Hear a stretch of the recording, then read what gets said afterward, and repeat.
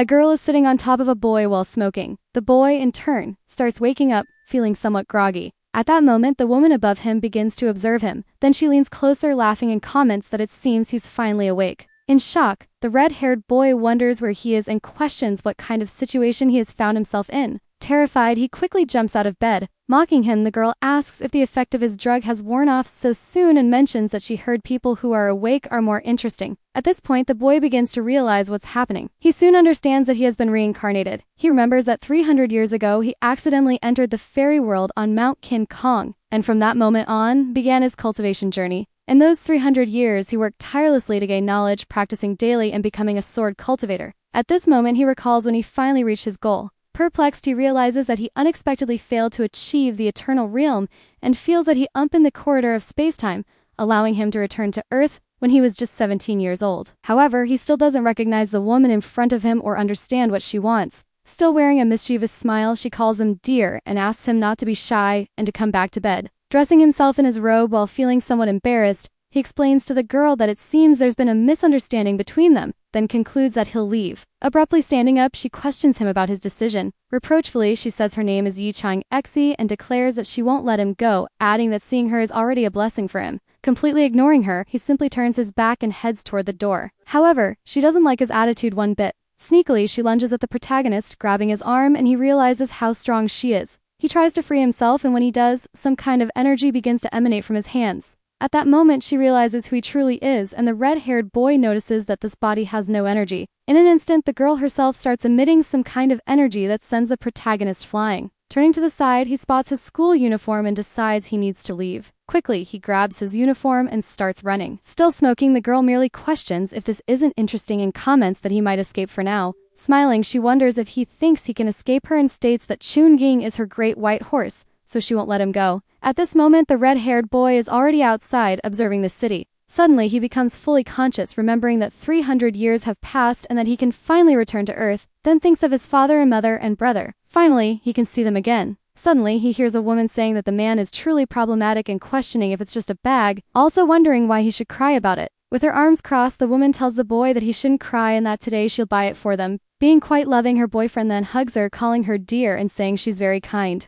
Watching this behavior, the boy becomes somewhat thoughtful. The person approaches, telling him to step aside and not block the way. Turning his face, the red-haired boy realizes it's a muscular woman carrying 2 bags of cement. Now women seem to be working on some kind of construction. In shock, he wonders what happened and comments that the people here are very different from when he left. Sometime later, at an educational institution in the library, the protagonist is reading a book and explains that, in ancient times during the spring and autumn period, a disaster occurred that changed women's physical conditions, making them smarter and stronger. During this time, a woman named Kongmo created Confucianism, which is a doctrine that respects women more than men. This shift in imperial power led to the emperor losing his throne and ceding the crown to the princess. Then in the 21st century, the impact of modern change emerged, and thus the notion of shifting respect for women over men, even though the image of women being above men still existed. For instance, when a married man decides to divorce, it's the man who is divorced. Additionally, in this world, it's normal for a woman to pursue a man. Closing the book, the red-haired boy states that this is ridiculous,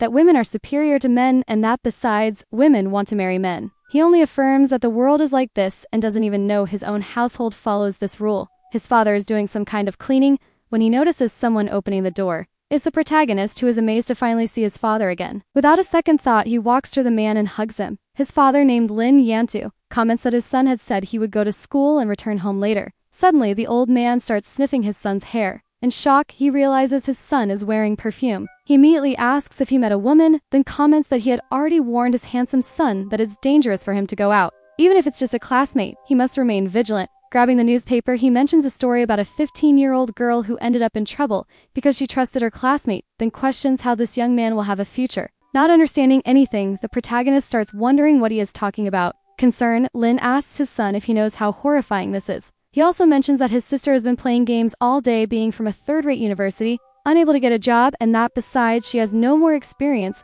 leaving only the boy. Trying to change the subject, the redhead says he understands his father and that he shouldn't worry. He then shifts the conversation and asks where his mother is. Sighing, the man says that his mother is still discussing business with other people and that now that the business isn't doing well, has been really difficult. Wanting to escape this situation, the redhead simply says it's time to eat and that he'll call his sister. With nothing to fear, he begins opening the door. His sister is awake, watching something on the computer. This is Chuk Seo, who tells the streamer that he should quickly take off his clothes. Nis starts saying a lot of adult things in the chat with the box of wet tissues beside her. Seeing this horrible scene, the protagonist just closes the door from his side. Completely embarrassed, he starts questioning what is going on and wonders if, by any chance, this is a dream. Suddenly, he begins screaming very loudly, and startled, the girl just jumps out of her chair. Annoyed, she starts asking what's going on. At this moment, she comes out of her room wearing some kind of megon. With her arms crossed, his sister is very upset as she observes him. Uncomfortable, he comments that it's already time to eat and asks if, by chance,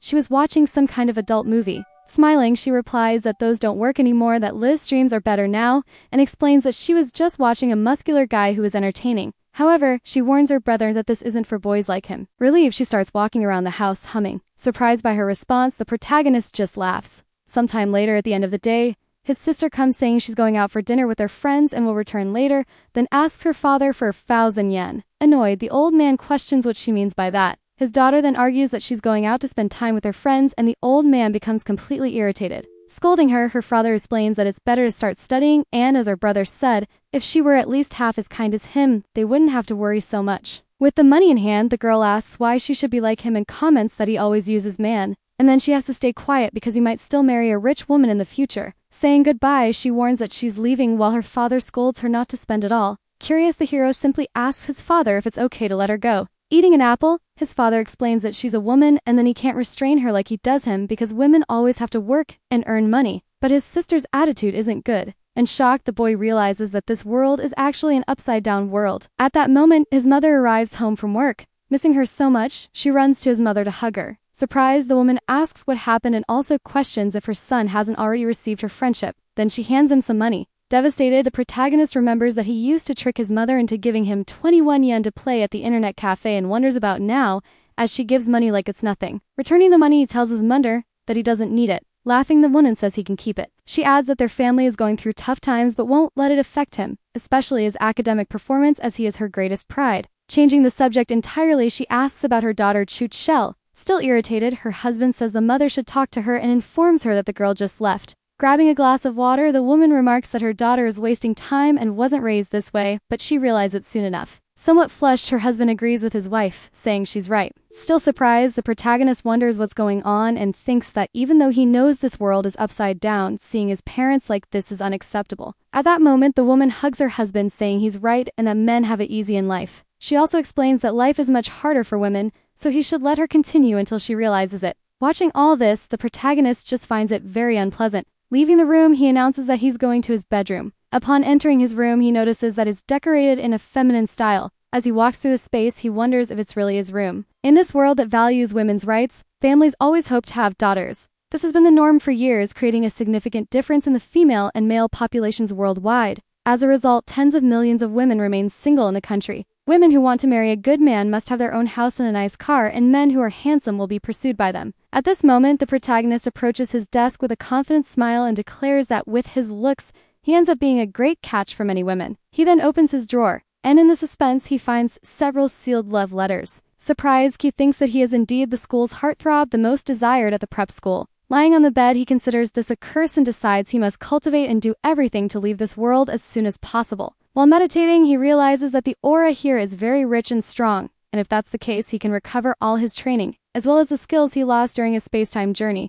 He declares that he must open the space-time corridor so he can return to his own world. Desperate, he understands that he needs to leave this reverse world and states he can't wait any longer. Some time passes and it's already night at his house. After practicing the Golden Freedom Jaido, his 5 senses have sharpened. Confident, he decides to try escaping this world. He focuses on the energy surrounding the house. He notices that his father and mother are asleep, then wonders where his sister is and whether she hasn't returned yet. Putting his hand to his face, he remembers that in this world, roles between men and women are reversed, so it's not surprising for a woman to stay out late. Somewhat concerned, he decides to call his sister. He asks her what's going on and she answers. On the other end of the line, she screams for him to listen. On the floor, on her knees, held down by 2 women, she says she's in trouble. Nervous, the boy starts questioning his sister about what happened. Explaining, she tells him there's a black bag under her bed, and that he must bring it now because she's at the Crescent Bar on High Street. Taking the hostage's phone, a blue-haired woman calls out to the boy, saying that if he wants his sister to be safe, he must bring the bag to room 302. With a hateful expression, the protagonist simply confirms that he will do it. Some time passes and it's already early morning. The red-haired boy he'll leave the house through the window, declaring that he won't let this happen. Scouting the side of the building, he asserts that no one should mess with his family. Using the skills he acquired in the past, he manages to leap from building to building. In no time, he reaches the Crescent Bar at room 302. Entering the place, he immediately sees his sister screaming for him. Without ceremony, the boy simply tosses a black bag onto the table. It says his hero demands they release his sister now. Crossing her arms, the bandit tells the boy to listen and comments that his face is even more beautiful in person and in photos. Approaching, she asks how old he is, and abruptly, he responds that it's none of her business. Annoyed by his response, the woman grows visibly irritated. Looking to the side, she spots the black bag. As he approaches, he opens it and finds a large amount of money. Completely shocked, his sister starts questioning how there's money in the bag. Not believing what he heard, the protagonist wonders if she really didn't know there was money in the bag and thinks it must be at least $1 million. Desperate, the girl calls out to her brother Ju, saying she didn't know there was money inside and that Xiaola had only asked her to keep it for a while. Interrupting the conversation, the woman tells her to shut up and says she doesn't think she has the guts to steal from her, then accuses Lin of daring to take her place and even steal her money. Looking back, she tells the girl to leave and warns her to do it before she changes her mind. Nervous, the girl just hugs her brother, and as they try to leave, the blue-haired woman tells him to wait. She questions if anyone had said her brother could leave as well. Sweating cold, the girl thinks she knew it wouldn't be so easy. Laughing, the blue-haired woman says her brother is handsome and young, and while she's fine with her leaving, he must stay. Irritated, Xiao says she won't let them touch him. Feeling scared, she tells Ju not to involve his siblings in these matters and insists he let them go. Laughing, the woman says she should be the one to stay. With a malicious smile, she tells the girl that she's free to leave but that otherwise, she'll have to work hard. Without a second thought, the girl says it's fine and that she'll stay here. Looking back, she tells her brother to go home first and that she'll catch up later, saying it's not safe for a man to be here and that she'll handle it. Removing the girl's arm from his path, Ju asks his sister if she thinks he has no morals. Approaching with his hands in his pockets, he asks Shell if she wants him there. Both begin staring at each other. With a psychotic smile, the woman calls him a damn brat and asks if he wants to die and warns that she'll take him to bed and torture him in every possible way. Without allowing further dialogue, the protagonist simply slaps the woman across the face. In the background, his sister Wei Ying is in shock. Very angry, Zhou charges at him to punch him, but he counters, and the two end up trading blows. They quickly back off, and thus the fight begins. Smiling, the protagonist says this is interesting as he considers that the women of this world have enormous power. With his hand injured, Zhu orders the women to go after him. Confident, Zhao says they should attack if they can. Jumping very high, he manages to dodge an attack. Then he uses some kind of physical skills similar to a whirlwind. In just a few seconds, everyone is already on the ground and he says it's over and they should leave. As they're leaving, they hear a strange noise. Looking back, they see the girl armed, saying that if they take a step, she'll shoot. She then asks if they think they're faster than bullets. Taking the lead, her brother tells Ju not to do this, and that he should forgive his brother. Still angry, the woman curses him, saying it doesn't matter, and that while she begs, she'll kill him right here. With a foam in hand, the protagonist comments that she's the one who wants this. At that moment, a woman who's smoking starts laughing, saying it's an interesting sight. As she approaches, she asks why she wasn't invited. Looking closer, he realizes this boy is the same ex-king from before. At this moment, he begins to worry, remembering when he met her. Curious, he asks why she's here, and laughing, the woman explains that this place belongs to her.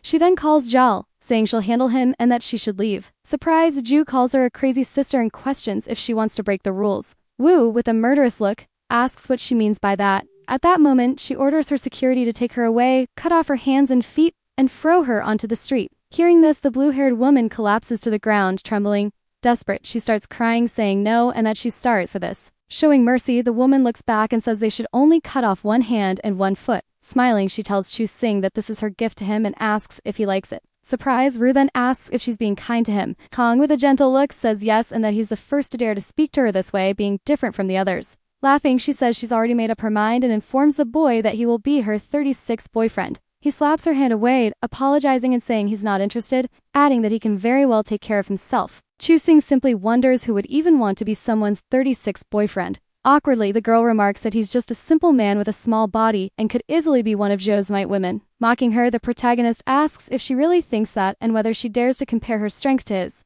Terrified, his sister whispers, asking if he's lost his mind and how he could possibly compare himself to a woman as strong as her. After hearing this, he asks if she's full of herself. Responding boldly, he invites her to a challenge and declares that if he wins, she must stop bothering him. Surprised, she asks if he has forgotten that he's a man. With a mischievous smile, he questions why she's so scared. Still, the woman introduces herself as Shen Kexi, asserting that there's nothing she can't do. However, she adds that she also has a condition. If she wins, he will become her boyfriend. Without thinking twice, the boy accepts. Sometime later, the two are facing each other on a stage. A trio of women begins commenting on the duel, and one of them says that if it were her, she wanted to play with the boy until the end, while her friends laugh.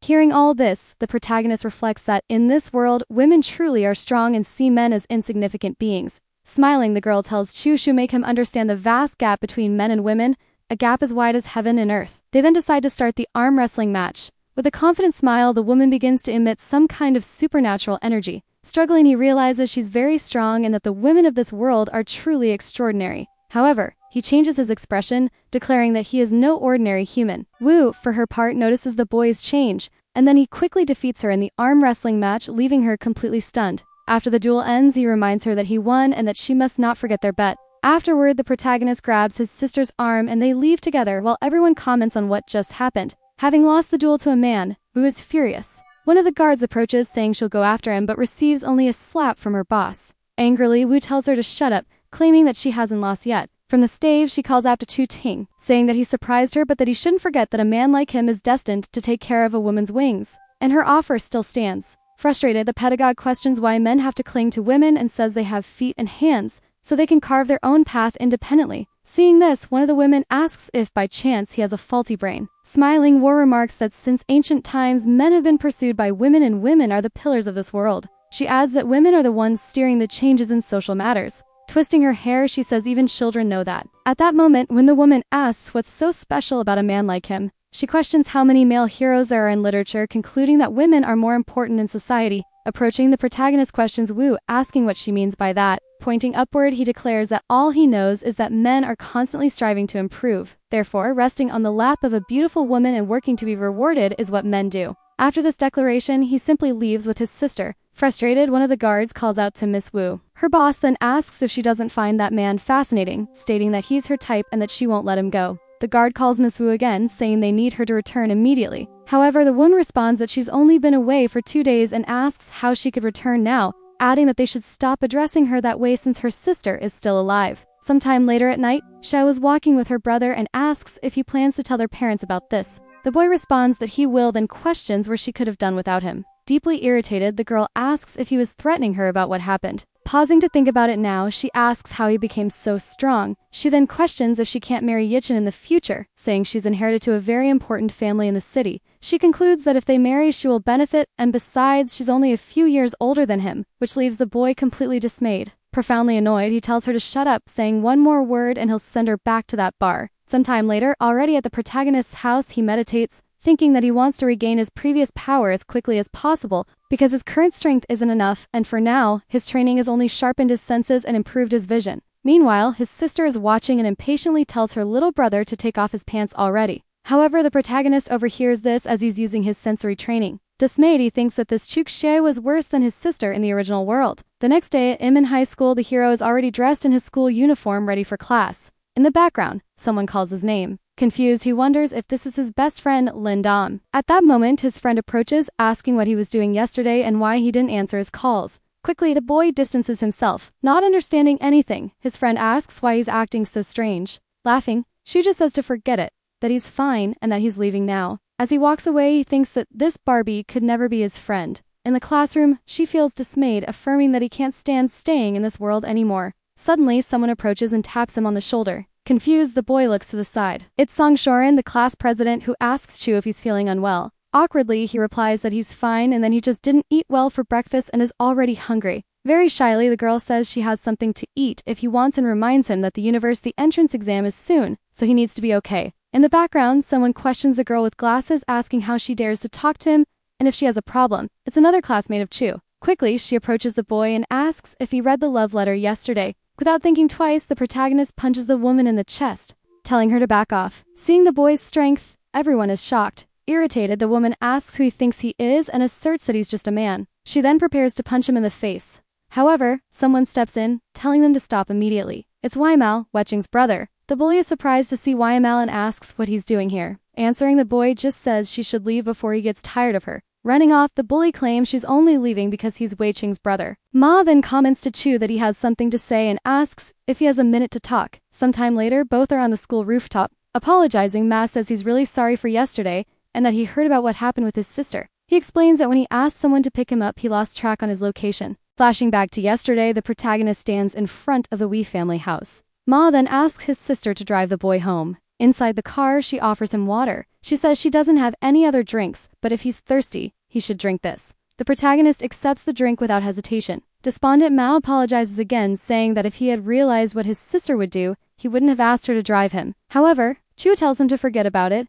not to dwell on it or feel guilty, then suggests they head back inside. After class ends, everyone begins to leave. Looking to the side, the boy notices a car approaching. It's Mao's sister, who asks the protagonist to get in the car. Suspicious, he asks why he should do that while wondering why she's following him. Smiling, the woman simply warns him to think about his family. Having no choice, he decides to get in the car while the girl says this is how she likes it and calls him handsome. She then warns her that she made a grave mistake by involving herself with his family. Using the reverse card, the girl comments on the possibility that she might not be referring to a threat. However, the hero says that whether it's a threat or not, she wouldn't need to mention it otherwise. Suddenly, he breaks some sort of crystal hanging in the car. Approaching the girl, he states that she should understand the consequences of daring to threaten him. Nervously, he explains that it's not a threat and that she can genuinely help his sister and mother. She adds that she knows his family's company has been having issues recently. With a sadistic smile, the boy questions whether she feels sorry for him. She responds, saying she only say it once, explaining that she's pursuing him. She suggests they start as friends and she'll take care of his family's business problems. Hearing this, Chu steps back. Casually, he says it's fine and that they can start as friends. With a suspicious air, he comments that if this was her intention, she shouldn't try to mess with him again. Irritated, he tells Yi to leave quickly. Sometime later, the girl calls the protagonist, saying she has something to ask him. With a sharp look, she asks if he practices ancient martial arts. However, the hero quickly responds that he doesn't. The woman then says she knows he lied about his strength and isn't like other men. She reveals that she did some investigating into him and his family. She concludes that even if she asked, he wouldn't answer because it must be a secret. After hearing this comment, the hero remains silent. However, looking to the side, he sees a truck approaching. He only has time to shout, "Watch out!" But unfortunately, the truck collides head-on with the car. Due to the strong impact, the car the protagonist is in goes flying. It crashes onto the road, already overturned. Severely injured, he asks if Chu is okay. In this case, the boy managed to protect her by using his body as a shield. Surprised, she realizes that he's hurt. Resolute, Chu picks the girl up by the waist and breaks the car door. He then declares that they both need to get out of the car. After exiting the vehicle while carrying E in his arms, the girl says he's very injured and that they need to go to the hospital immediately. However, the protagonist questions what she's talking about and asks if she thinks it's over. At that moment, several people approach them. It turns out to be a group of women holding baseball bats. Taking the lead, the leader asks how they dared to hurt her man and declares she will kill them all. Without engaging in dialogue, the women attack, some wielding baseball bats, others with glass bottles and another with a mashie. At this moment, E leaps and uses her abilities to defend herself. Meanwhile, a gray-haired woman approaches the boy with a mashie in hand. Clenching his fists, he thinks that once again he has been underestimated. Quickly, he lands a powerful punch on the girl's ribs, disarming her. With the force of the impact, she is thrown far away, landing on the ground, already defeated. At the same time, he is fighting all 4 thugs simultaneously. With a serious look, the protagonist picks up the mashias from his opponent. Determined, he charges at the group surrounding Shanghai. In no time, he reaches the scene and strikes 3 women with a single blow, sending them flying. Seeing this, 2 women are left in shock. Completing her attack, he strikes both of them with the palm of her hand. All the women in question were defeated without much effort. Pleased with everything, E tells the protagonist that what he did was amazing. However, Mai responds that it was nothing and says she should handle the rest. Agreeing, her colleague says she'll call someone to take care of it and admits that if it weren't for the hero, she could have been in serious trouble. She then asks if he's really a prep school student. Explaining the situation, Chu says they can't eat anymore tonight and will have to reschedule as it's already late and his father must be worried. At that moment, the girl's phone starts vibrating. She answers, asking what happened. Within seconds, her expression becomes perplexed and the hero notices. He begins to ask what really happened. However, she turns her face away, saying it's not important because it has nothing to do with him. She adds that other people's family matters aren't something a prep school student like him should deal with. Suddenly, Y approaches the hero, grabbing his arm and telling him not to leave. With a trembling voice and already crying, she says that her mother was seriously injured in an attack and that she is at home at this very moment. Suspicious of the situation, Chu comments that both she and her mother were attacked at the same time, which means it can't be a coincidence, concluding that Jimmy's underworld will face a major shift. Worried, Wit talks about the possibility of her mother dying and her aunt taking control, which would certainly lead to her being expelled from the family. She then asks what she should do. Trying to calm her, he tells her not to cry as he will go with her, explaining that the family now depends on her, meaning she has to be strong and stay firm. He concludes that he can at least help lift her spirits. Surprised, the girl wonders why this is happening now and thinks about how she could really trust a man's feelings. Without hesitation, she approaches the hero and hugs him. Sometime later at night, at the Wei family home, surrounded by security, the young lady arrives, stating she's finally there. Somewhat worried about the situation, the girl asks how things are. In response, the woman says the situation is difficult. She can't enter because Ms. May said no one is allowed inside except for the madam. Irritated, the girl questions how this woman dares to do such a thing. While the protagonist asks who this Wai Mayan is, Shang-Chi explains that she's just the aunt her mother mentioned. Someone who has been in the family for years, always scheming with other families in court. But since there was no concrete evidence, nothing could be done about her. Frustrated with her aunt, she tells the protagonist to accompany her there. However, one of the guards questions who the boy is, saying he can't pass. Arguing back, Wei asks how she dares mistreat her guest and questions who she thinks she is. Intervening, the protagonist claims to be a doctor and says he's here to check on Miss Wai, silently thinking how lucky he's to rise in this fairy world hierarchy. Seeing this, the women start laughing, wondering aloud if a man could actually be a doctor. However, the hero calmly states that one of them has had a reproductive nervous system infection for years and mentions that the other suffers from plumbanicines, likely due to practicing martial arts from all angles and adopting traditional Chinese medicine recently. The blue-haired woman thinks that explains why her colleague takes so much medication, while the purple-haired one admits she can't criticize her, as she also takes medicine for intestinal pain relief. Both bow, saying he should go in. At that moment, Wu Zhan approaches. This is Wai Mei, who remarks that it's fortunate she arrived on time, as otherwise who knows what might have happened. She's standing next to Wai Meyer. Deeply irritated, the girl expresses her frustration with her aunt and her love for her mother, insisting that she wants to see her now. With a mocking look, the woman says the young lady is very rude and asks if she shouldn't respect the hierarchy and call her aunt.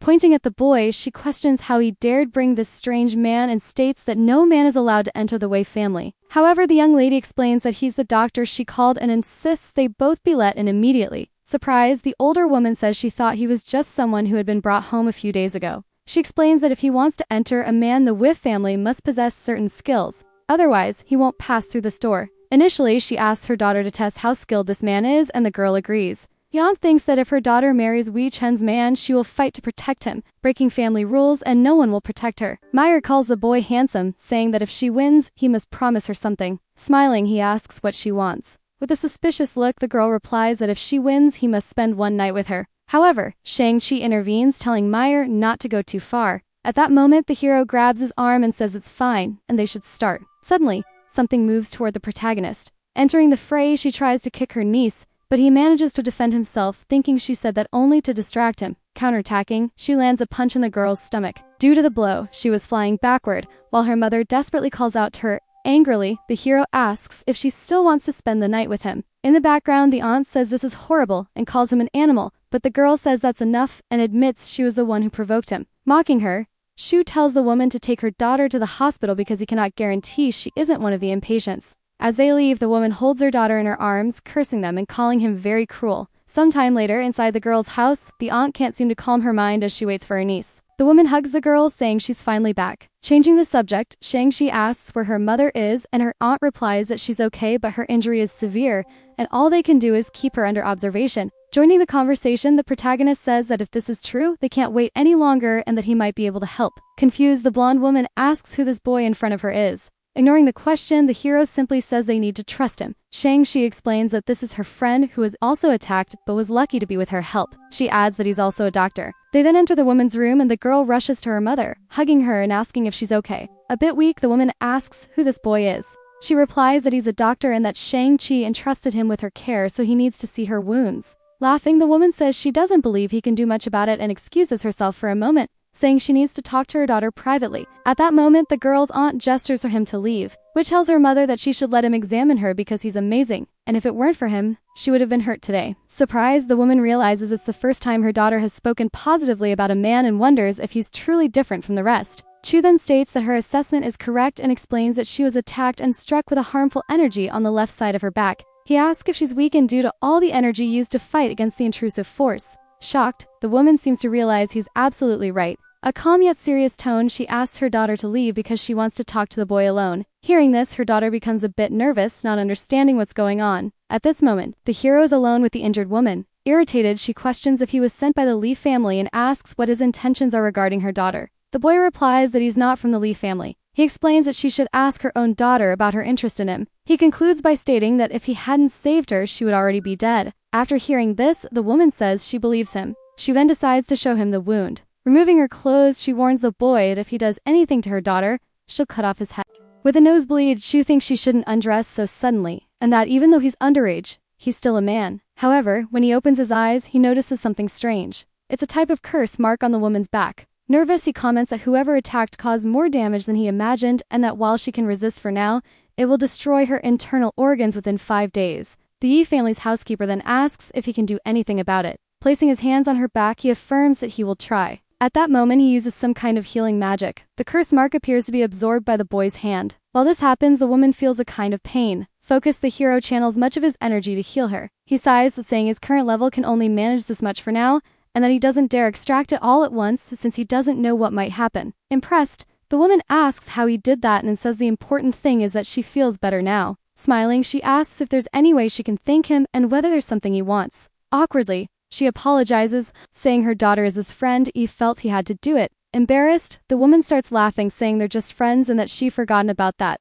Sometime later, Shang-Chi tells the protagonist that he's incredible and that she never thought he'd be able to heal her mother like that. The one hugging him says he shouldn't leave tonight because she has a reward to give him. Pulling away from her, the boy explains that if his parents find out he spent the night at a girl's house, we'll go crazy. Saying goodbye, Wayne agrees, saying he's right, calling him handsome and reminding him to be careful not to fall into temptation. At this moment, the hero is looking at his hand. Some sort of curse energy is always present on his palm. Nervous, he thinks this thing is a curse they can't eradicate with his current level, and that in the fairy world, there's an elixir that can deal with it. He wonders if something similar exists in this world. The next day, the hero is walking towards school. Looking to the side, he sees several men calling out to Tang Xian in admiration. She is the purple-haired girl who's just made a basket. Watching her, the protagonist realizes it's really her. She's his first love back in preparatory school. Excited, the boy says she makes his heart melt, while someone else remarks that Tang is a genius. At that moment, the hero remembers that things are different in this world and that here they don't know each other. So he decides not to bother her or embarrass himself in front of her.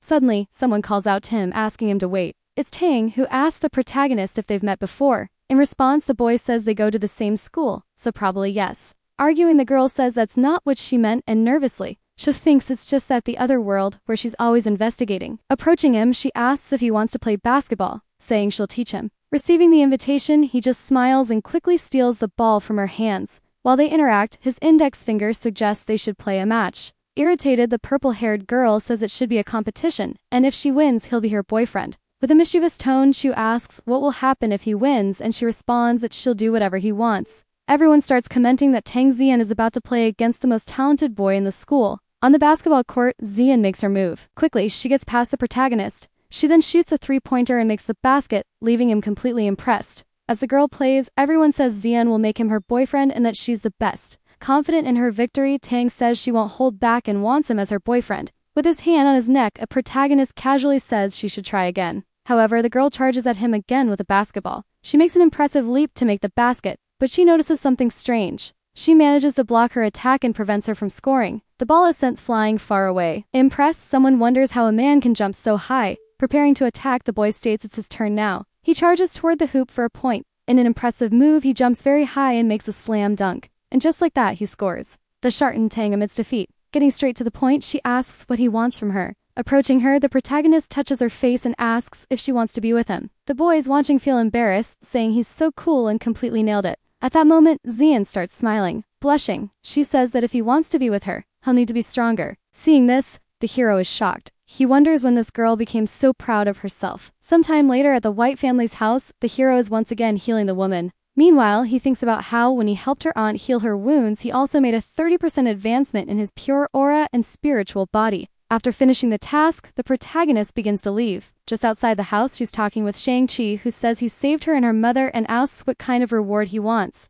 At that moment, the hero imagines some sort of bizarre fantasy. Embarrassed, Chu starts to walk away, saying he needs time to think about it. On his way home, he thinks that during his next treatment for Aunt Wei, his spiritual body might fully awaken, making significant progress in this world. At that moment, someone steps out of a purple car wearing extravagant clothing. The person approaches the protagonist asking if he's the so-called Chu King and if it's true that he's been an after Tang Xin. Mocking him, the boy asks if he thinks he's handsome and wonders if he's ever met Lai Wu Witch. Disheartened, the hero wonders if this guy is an idiot. Charging forward, Li asks if Chu is deaf since he's talking to him and prepares to slap him. However, the hero quickly grabs his opponent's wrist, immobilizing him in an instant. Lai then yells to his security team asking what they're doing and demanding they help him deal with this bastard. At that moment, the protagonist attacks, landing a kick on both guards. Afterward, he grabs Li's head and slams it into the ground. With a serious expression, he warns that next time Li wants to fight, he should bring more people. Angry, the man says the Li family won't let him get away with this and tells him not to think he'll have Yan because she will marry him. Punching the man in the face, the hero tells him he's too noisy and a nuisance.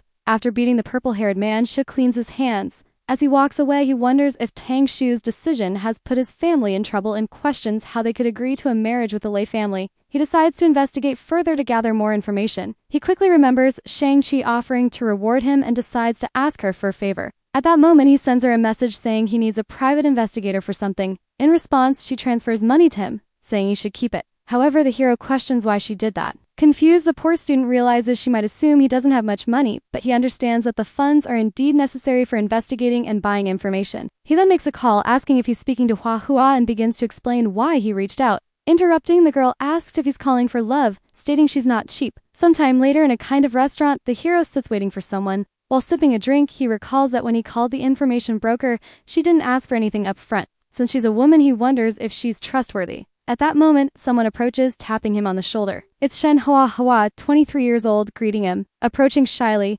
she asks what kind of information he wants. In shock, he wonders if she's really this girl, thinking she looks like a loli. Smiling, Shen explains that it's indeed her, and he can just call her Hua. She then asks about his relationship with Yichuan. She asserts that the girl isn't his girlfriend and invites him to date her, leaving him utterly shocked. Coughing, the protagonist explains that he wants to buy information and asks if she knows anything about Tang Xian's family. Surprised, the girl asked if he's referring to the Tang Xian he faced in a basketball match and whether she's his girlfriend. He denies it. At that moment, he wonders how this girl knows such things about him and whether she investigated him. Placing her hand on her face, Shen asks if she can pursue the protagonist. However, he corrects her, saying she should seriously focus on finding someone else to buy information from. Getting straight to the point, the girl explains that the Tang family is a prominent commercial family, with a corporation as their headquarters, and many of the city's major companies belong to them. She mentions that recently there have been issues in the Tang family's industrial chain causing financial difficulties, and the Li family proposed a marriage alliance. She explains that marrying Lai or Wei to Tang Xian, the head of the Tang family, would allow the Li family to support the Tang family. Figuo thinks to himself that he didn't expect Tang Xian to have so many secrets in her past life and wonders if she didn't mention it to avoid burning him. The little girl then asks if that's all he wanted to know.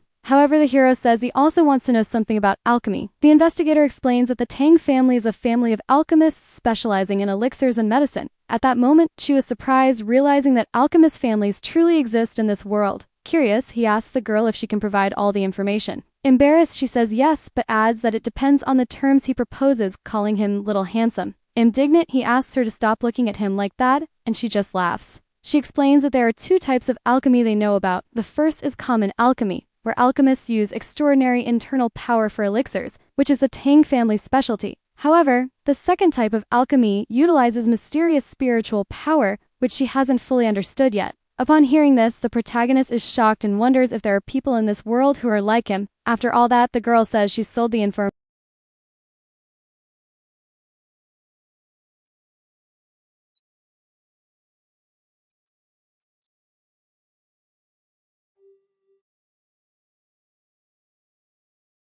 Sometime later, both are walking down the street near a food stall. A boy calls her by name, asking if she's here to eat today. Sitting down, she orders 20 pork breasts and 4 cold beers. Impressed, the hero wonders if women in this world also like eating pork breasts and questions if this is normal. Walking around, he notices that all the women are eating pork breasts and drinking a lot of beer. Placing his hands on his face, he realizes he has forgotten this world is the opposite of his original one. Sometime later, the girl already seems drunk. In this state, she is very close to the protagonist. Crying, she says that the boy she likes rejected her because he thinks she's poor even though she's liked him for years. She explains that she's indeed flat-chested, but she has a small house and always plays video games. She asks if he doesn't think she deserves someone, but she responds that he doesn't. Upon hearing this, the girl pulls her hands away. Blushing, she asks the protagonist if, by any chance, he likes her. Sometime later, the boy is carrying her in his arms, telling her she shouldn't drink so much if she can't handle it. Chivalrously, the protagonist takes her to her home. As he thinks about how this blonde can't manage her own house, he concludes that she truly is a homemaker. The hero then places her on the bed to sleep. However, she quickly approaches him, grabbing him. With a trembling voice, she asks him to stay with her, and Shu accepts. Smiling, the girl says that's wonderful. Suddenly, she falls asleep on top of the protagonist. Sometime later, he has covered her with a blanket and is checking his phone messages. He starts reading news about the Tangs, the family is in danger. He also finds information about the Shinzen auction house, the most important one in Jimin, a business managed by a family knowledgeable in ancient martial arts. Smiling, and he thinks it's impossible to survive in any world without money, and that thanks to the gods, he has something of great value. A few days pass and the hero is sitting on a rooftop channeling energy. He understands that in the world of immortals there is something known as a spiritual stone, which is used to accelerate cultivation and aid in practicing ancient martial arts. These stones can be obtained through veins or by cultivating eternity that absorbs the aura of heaven and earth. However, in this world, spiritual stones don't exist, so it's worth enlightening the ones he has. He states that as long as he makes them, money won't be a problem. At the Gomeja family home in the late afternoon, the girl's mother is isolating some kind of energy as well. Smiling, she declares that her strength is back and tells the harpy to wait and see because she will return the favor. Praying for the boy, she thanks him, saying that if he ever has any trouble in the future,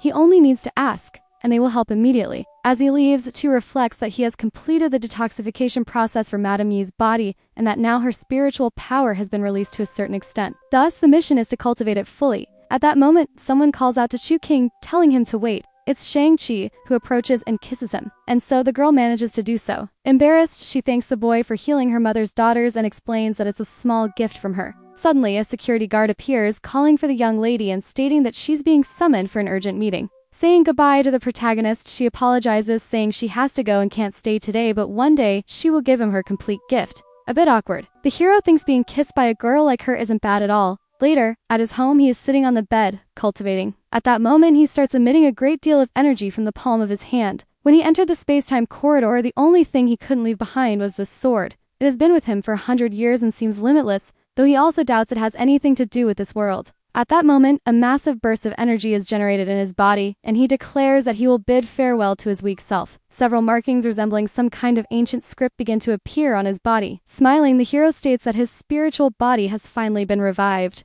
Entering the room, his sister appears, exclaiming that this is scandalous and asking what he's doing. At that moment, the protagonist realizes he's in trouble and quickly manages to hide the sword from her. However, he is undressed, nervous, and clearly shows that he's hiding something. Seeing this unusual scene, the girl simply closes the door and leaves. She remarks that he can enjoy his time and apologizes for interrupting his private activity. Deschartin, the boy, realizes this is yet another misunderstanding. After this bizarre situation, he gets dressed and wears the sword as a necklace. He then thinks it's time to visit the auction house to determine the value of the spiritual stone. Some time later, the protagonist enters the auction house to achieve his goal. A man asks what time it is and questions why there's nothing happening. He informs the boy that the auction is closed and tells him to come back tomorrow. However, the hero simply shows the magical stone in the palm of his hand. The attendant initially says it's just a yellow stone, but quickly realizes it's something much more significant. Shocked, he stands up from his chair. Approaching, he asks if he can see it. Holding it in his hands, he notices that the stone emanates a lot of energy and can even aid in cultivation, making it a rare treasure. Introducing himself, he says his name is Zayu, here to the Shizen auction house. Greeting him, the hero introduces himself as Chu King. Curious, the attendant asks how many of these stones he has and what they're called. The boy responds that it's a spiritual stone, and the man likely already knows its effect, revealing that he has 5 in total. Determined, the man offers 200,000 yuan per stone, totaling 1 million yen. Sometime later, the hero leaves the shop, thinking it was worth it, as the price was higher than he expected. He considers that if everything works out, he could establish a significant business monopoly, and it's only a matter of time before a great storm accelerates the martial arts auction world. At that moment, he receives a message from a girl inviting him to a bar that night. Looking to the side, the boy notices the presence of someone mysterious. It's a person wearing some kind of trench coat. Wielding a knife, the figure charges at the protagonist. To defend himself, he quickly activates the sword formation. With the magic activated, he successfully deflects the knife attack. Impressed, the assailant steps back, questioning what kind of power this is. The hero swiftly counterattacks using his energy. Charging forward, he delivers a fatal strike with his magical sword. The man is defeated effortlessly. At that moment, rain falls around him. Pressing his sword on the man's shoulder, he forces him to surrender. With a stern gaze, he demands to know who sent him. Frightened, the man confesses that Li Wei hired him to kill the protagonist. He admits that Li told him she was a weak student, but now sees that was a lie. Hearing this confession, the Oi simply smiles. Without hesitation, he finishes the man off. As Lee leaves, he tells the man to relax because his preacher will come to collect his body later. Walking away from the scene, he becomes irritated, deciding to put an end to the Lee family. However, he starts feeling some kind of pain in his chest and wonders what's happening. Leaning against a wall, he realizes his body feels hot, and it's the first time he's struggled to control it. Additionally, his vision begins to darken. He moves along the wall with great difficulty. He then wonders how he ended up in this place. Some time passes, and he heads toward Hahu's house. By the looks of him, the protagonist seems drunk. Without a second thought, he hugs her tightly. Embarrassed, the girl asks what he's doing. He responds with a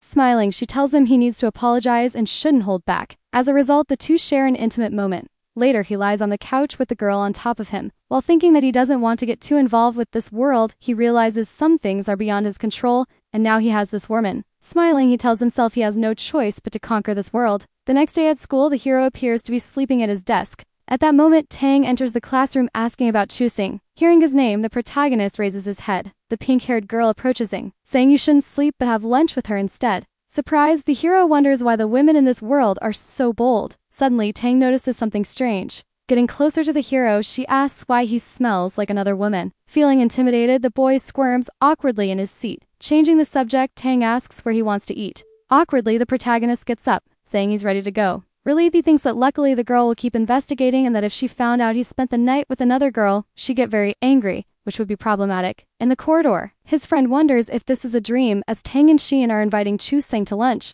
While walking through the school, the boy is still a little suspicious and then asks Tang why she invited him so suddenly. In response, she simply says she wanted to eat with him. Curious, she asks if she can hug him now. Coldly, the hero thinks the girl wasn't shy when she said that, so it's not as interesting. Quickly, he takes her hand, which makes her completely flustered. Seeing the girl's reaction, he just laughs and pinches her cheek, but she pulls away irritated, asking how he dares pinch her. The hero laughs, showing how happy he is. Observing Tang, he thinks he doesn't know why he suddenly felt tenderness in his heart, something that has never happened before as she was raised to be in Harris since childhood. However, after seeing him on the basketball court, she somehow developed astonishing feelings for him, even thinking of him as the most important person in her life. She affirms to herself that she feels protected when she's with him. Bringing her hands to her face, the girl is embarrassed, wondering why she's thinking such strange things. Outside of school, they are at some kind of restaurant. The hero catches the waitress's attention, ordering 2 bowls of noodles without cilantro but with chili and vinegar. Surprised, Tang wonders how he knows she likes that, questioning if he has been investigating her. Surprised, the protagonist asks what's wrong with her since her face is red.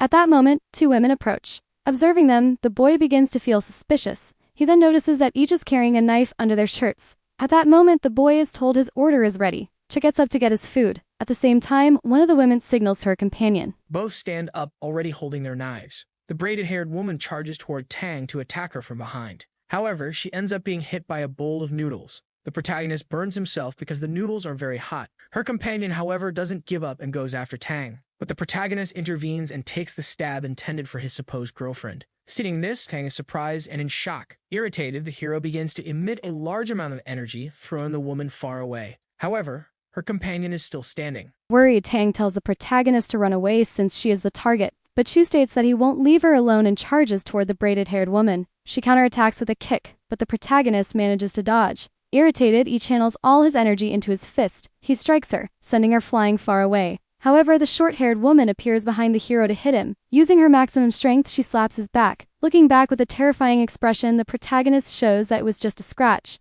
Then strikes her too, sending her flying far away and ending the battle. Both were completely defeated and left seriously injured. Nervously, Tang asks if he comes from a family focused on ancient martial arts. In response, she says no and that it's a bit difficult to explain, but that he's just an ordinary person. Taking her hand, the boy explains that he'll tell her the details later, but for now, they need to leave because this place isn't safe, and they should contact her family to deal with the 2 attackers. Outside the establishment, Xian is carrying the protagonist. He appears to have a serious wound on his body. Still worried about the situation, she suggests taking him to the hospital. Smiling, Chu says not to worry because he can heal the small wound himself. Looking thoughtful, he considers that the 2 were mediocre assassins but still managed to hurt him as if they were using magical weapons, so he must be more careful next time. At that moment, Tang tells Chu that it seems he has already investigated her family. Curious, she asks if Lai or Wei hit him and if he's in danger. Confidently, the boy says no and assures her he can still handle people like them, so there's nothing to worry about. Seeing the hero's strength and confidence, the girl becomes slightly flustered.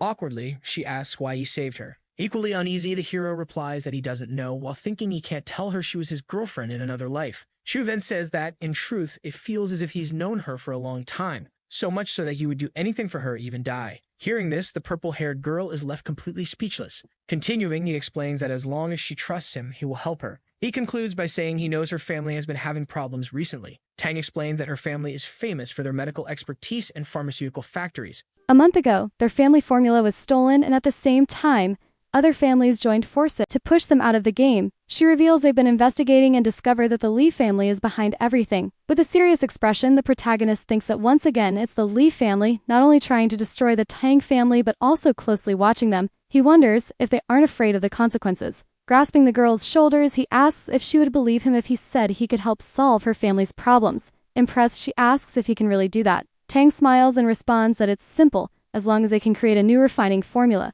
Tang adds that it's easier said than done. Her family has dozens of research facilities in the city, and even then, it took them 20 years to develop a few formulas. The protagonist tells her not to worry and says they will discuss the matter later. He informs her that there will be lightning in 2 days, and after that, his family won't be able to overlook him. That will be the time to discuss the matter in depth. Suddenly, he feels the pain in his chest again. Worried, Tang moves closer, asking what's wrong. At that moment, the hero recalls that he marked Yi with a Reiki and wonders if it can suddenly fade like this. Saying goodbye, the hero tells Tang he has something to do and will return to school. He asks her to inform Ling Dong to apologize to the teacher on his behalf. He calls Hua Hua, saying that it seems Wei Chang is in serious trouble and asks if they can track her phone and send the location. On the computer, the girl responds that she'll try and send it immediately. Calling Zayu, Chu introduces himself and explains his situation. The attendant asks if he has something valuable. Chu replies no, explaining he needs help and asking for a car. The man asks where Chu is and promises to pick him up, excusing himself to his clients, saying something urgent has come up, and announces that the auction house will be closed for the day. Sometime later, Chu finds himself in a Lamborghini. Inside the car, the protagonist notices why Chang's location has changed.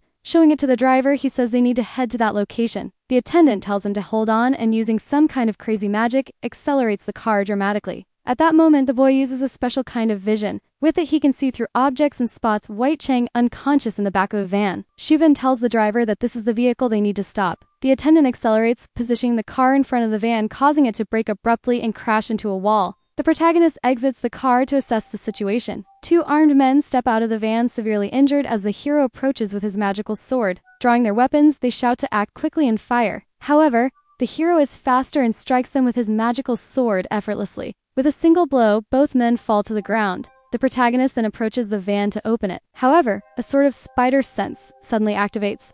A mysterious person fires some kind of lightning in his direction. The hero narrowly dodges, but the van is now in flames. At that moment, 2 men who appear to be time travelers approach. Surprised, the hero realizes that this ability is not something ordinary people possess and remembers that in this world, someone practicing ancient martial arts like him is rare. At this moment, one of the men comments that the boy is still young and talented, inviting him to join the Quanjin cult. In response, the protagonist says he has heard of them but questions why this cult produces failures like the 2 before him. Irritated, the man asks his companion about the word failure, stating that his brother should not speak to this boy but kill him instead, as he has insulted their master and themselves. Maintaining his composure, the hero questions how superficial people like them dare to descend from the mountain and suggests they should return and train for a few more years. This statement leaves the 2 brothers stunned. The one in the green kimono becomes extremely angry and begins using his weapon. Charging forward, he yells, questioning how the boy dares insult him and his brother, declaring he will kill him. However, the hero wields his magical sword and quickly blocks the attack. The man in the green kimono retreats but notices that his weapon has broken. Even angrier, he demands to know how the boy dared to damage his weapon. The hero then goes on the offensive with his sword, declaring he will destroy it. The man's staff becomes even more cracked, and before long it breaks completely. Using more energy, he charges again, declaring the boy must go to hell. However, with his magical sword, Chu completely disables the man, severing one of his arms. Seeing this, his brother is horrified. Using some kind of brush, the brother questions how the boy dared to harm his sibling. He then releases a powerful energy strong enough to create an explosion. However, the protagonist uses the injured brother as a hostage. With a sadistic look, he discards one of his opponents, telling the remaining brother and if he wants to advance, he must do so properly. He asserts that the man should not descend the mountain to kidnap a girl and questions if that's what Taoists in this world do. Profoundly irritated, the man in the blue kimono declares that the boy will die today. He leaps high into the air toward the boy. However, Shu appears behind him and strikes him with his sword from behind. In shock, the man wonders how this is possible, while Kai comments that their master has certainly deceived them. After this fight, several people are left lying on the ground defeated, near the flames. At that moment, the hero realizes that Y is still alive. Slapping her face lightly, he tells her to wake up. The girl wakes up irritated and simply glares at him. Approaching her, she asks what he is doing there and comments that the two men were very strong and she couldn't defeat them, so she had to run. However, the hero simply moves closer to her. Hugging her, he tells her not to worry and that she shouldn't be scared either because everything is fine now. At that moment, she notices that everyone is already defeated and lying on the ground. Stepping back, the protagonist asks if she knows who did all this. In response, she says she has a hunch. It might be the work of the Lee family since the two families have officially started a war. Seeing this, the hero thinks it's no surprise that the Lee family is making moves and assumes they are working with the Taoists on the mountain, forming certain agreements. She explains that these masters are not ordinary people but men with great powers, like those who captured her. She then states that she's sure they don't belong to a family of ancient martial arts, sensed during the attack it didn't even vary their breathing. Surprised, Shang-Chi comments that she can no longer underestimate these men. Chu agrees but says that given her family's current situation, she shouldn't be overly optimistic.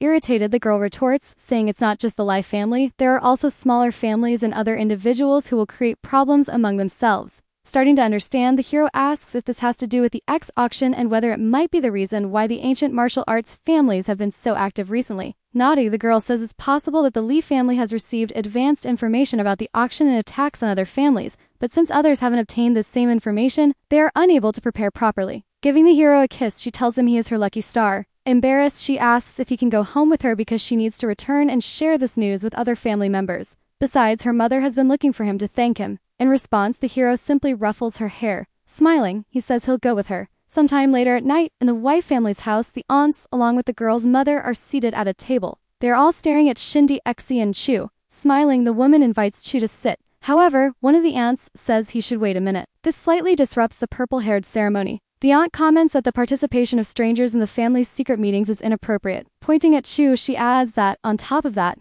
he's a man. Still smiling, he tells her to relax, assuring her he's not here to join the council. He concludes by saying he didn't come for her secret meeting. At that moment, the woman thinks she has been careless and that she wanted to use this opportunity to solidify his marriage with Shindy Exi, but now it seems impossible. Showing the magical stone, the hero states he came to cooperate. It then tosses the stone toward the complaining aunt. Examining the stone, she says it doesn't seem fake, while her sister asks what it is. The boy explains that it's a spiritual stone. He elaborates that she can now feel the flow of her inner strength through her body. Holding the stone, the mother feels the energy. However, she's strong enough to release a large amount of energy through her body. All the women in the room start to worry, but the woman smiles, asking how many of these stones he has and saying she wants to buy them all if the price is reasonable. The protagonist, however, explains that the spiritual stone isn't sold directly. One of the aunts becomes irritated, accusing Shinda Exi and her boy of playing with them. Shu asks to finish his explanation, stating that the item will be evaluated in 2 days and its price will be based on the auction results. If interested, they can purchase it with a discount. He concludes that the reason he came was to offer something else,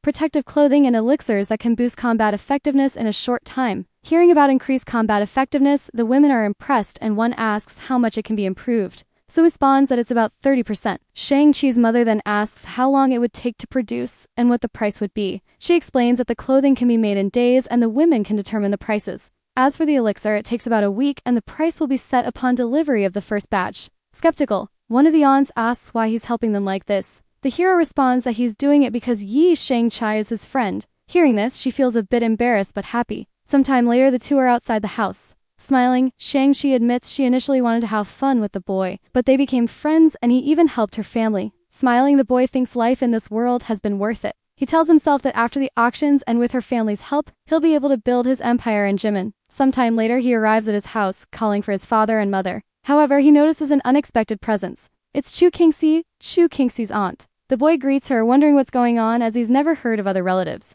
Getting straight to the point, the woman remarks that he's very handsome and says she's here to arrange his marriage. Shocked, the protagonist questions what she's talking about, pointing out that he's only 17 and still a minor. Inz responds that he's still studying and says he should only discuss this after finishing university. But the older woman questions what man wants to go to university, calling it a waste of money. Irritated, the hero remembers that this is a world where women dominate men. Changing the subject, the older woman asks the protagonist's mother where Chu Xiao is, and she replies that she's at home doing nothing. Seeing this, the hero thinks that his sister is actually sleeping right now. Smoking, the aunt comments that it's a shame her family's educational methods are not the same as her mother's since her children are well-mannered. Standing up, the father says he needs to have a talk and offers to prepare some tea. Looking back, the hero notices that his father seems rather sad. Irritated, he remarks that the woman has said enough and jokes about stuffing her into a bag. The old woman asks the mother what she ever saw in him, saying she should have married someone from the Lee family in Hexie. At that moment, the hero slams a pipe onto the table, startling the two women. With a murderous glare, he apologizes, claiming there was an insect on the table. The aunt then says she'll need an answer this time, warning of the consequences if one isn't provided. As she leaves, she tells Chu to enjoy his last year at school and hints that he might not be far from marriage. Mockingly, the protagonist questions why he should listen to her. In response, she says his family plans to arrange a marriage with a wealthy woman to improve their financial situation. Crossing his arms, the boy apologizes sarcastically, saying he doesn't sell himself that easily. Knowing the woman is rich, he asks how much she can pay for a leg. Frustrated, the old woman tells her sister to take the boy to a hospital because he's clearly unwell. Irritated, he simply leaves the room and isolates himself in his bedroom. Inside, he calls Stinksy, saying he has something to discuss. Sometime later, the old woman is with two men who operate in the adult entertainment business. One approaches, asking Yi if the plan is only to cut off the woman's leg. Sinky replies that they should also take a kidney. Sometime later, Chutsing is levitating stones using his power. He holds one stone surrounded by a glowing aura. The young man thinks that the situation in Jimin has been stable, though he still has issues with his family. However, at least he has time to create magical artifacts to protect those he loves. Suddenly, the stone transforms into a stiletto, which then moves toward one of the green stones. The stone glows intensely, and the stiletto is flung away. The protagonist thinks that the material he obtained from Jiayu isn't bad. It can store an arsenal of protective swords and detect when the wielder is in danger. Xu Qing's family is eating in the dining room. His father says he needs to study hard. After a brief silence, the Browns of financial circumstances. Xu agrees and reveals that he made something. He places jade necklaces on the table for his father and sister. His family members hold the objects confused. The protagonist's father asks where he got the material and why it feels so good to the touch. His son reveals that he brought it from the temple and says they likely have some beneficial effects. At school, Chu-Sing is in class. He notices that his mortal body hasn't handled the fatigue of creating magical artifacts well. The blue-haired girl sitting behind him warns him not to sleep in class. However, she holds back when the teacher approaches her. The instructor firmly taps her hand on Chu-King's desk. She asks the boy to solve the exercise on the board if he's finished resting. The protagonist, having not paid attention, doesn't know how to solve the calculations. However, he remembers that Shaoran had taught him something somewhere before. With confidence, he begins writing on the board. Chu-Sing sets down the chalk and tells the teacher he's finished. The teacher is astonished, wondering how he could solve it so quickly given his reputation for sleeping in class. But one remarks that he can't sleep in class even if he already knows the material. The brown-haired boy reflects that he was a pathetic student his entire life and that the teacher had never treated him so well before. She suggests he become the class representative. Chu-Sing tries to protest, but the teacher threateningly asks if he has any other objections. Lying on his desk, he uses his powers and thinks about the amulet he promised his family, realizing he needs to make it soon. He creates a small sword in his hand, recalling that magical amulets can block attacks. He estimates that their price should be at least 30,000 yen or more. A chubby boy taps the protagonist on the shoulder and invites him to eat. At that moment, the small amulet Chu-Sing was working on explodes. His friend asks how he can play with fire in the classroom. Chu-Sing's small weapon turns into a charged sword. He hands it to his friend, saying that with it, you will be safe. However, no one can know about this. The young man who had tapped his shoulder earlier reveals that he has no doubt Chu-Sing is his best friend and also wants to give him something. He raises a small soda bottle in his hands. The protagonist gets angry because the soda is already half empty, but his friend wants to tell him something. In a few days, the sports festival will take place, and the young man asks if Chu-Sing wants to participate since he beat the school's number 1 in basketball. The brown-haired boy reveals that he won't participate. His companion says that the video of the match is already spread,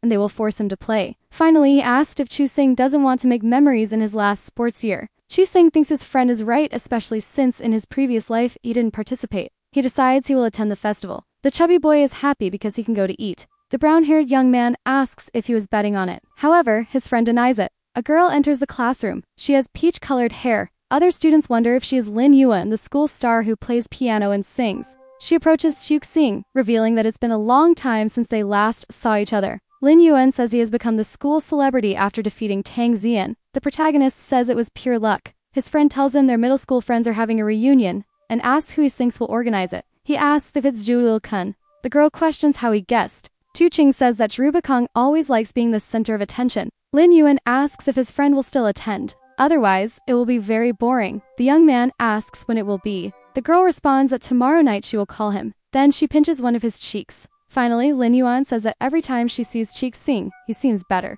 No wonder Tang Xian cares so much about him. Lin Yuan leaves the classroom. Xing wonders since when the girl dares to tease him. His blue-haired friend asks why he is so close to the peach-haired girl. The protagonist says they were classmates in middle and elementary school. The other boy reveals that Lin Yuan is his goddess and that he needs her autograph. The brown-haired young man asks his friend why he didn't ask while she was around. He replies that he would never dare do that, but if he could spend a day with her, he would die happy. Ching leaves the classroom, saying he needs to do something. A girl with purple hair is in her classroom reading a book. The protagonist approaches her and asks if she is doing her homework. The young woman lifts her head and admires his face. She reveals that her task is very difficult and blushing. The boy says he can teach her since it's the same thing he solved earlier in class. Chusing explains it to her while others watch. The purple-haired girl understands the task using his method. Suddenly, a commotion forms around them, and the protagonist thinks it's not the right time for this. He stands up and holds the girl's hand, saying he needs to tell her something. They are now in the school's open court. Chusing places something in her hands and says she should use it to stay safe. The young woman observes the necklace she just received and realizes the pendant isn't easy to come by. She gives it back to the boy, saying she can't accept something so expensive. The brown-haired boy says it will keep her safe and asks her to trust him. His companion gets emotional and thanks her friend.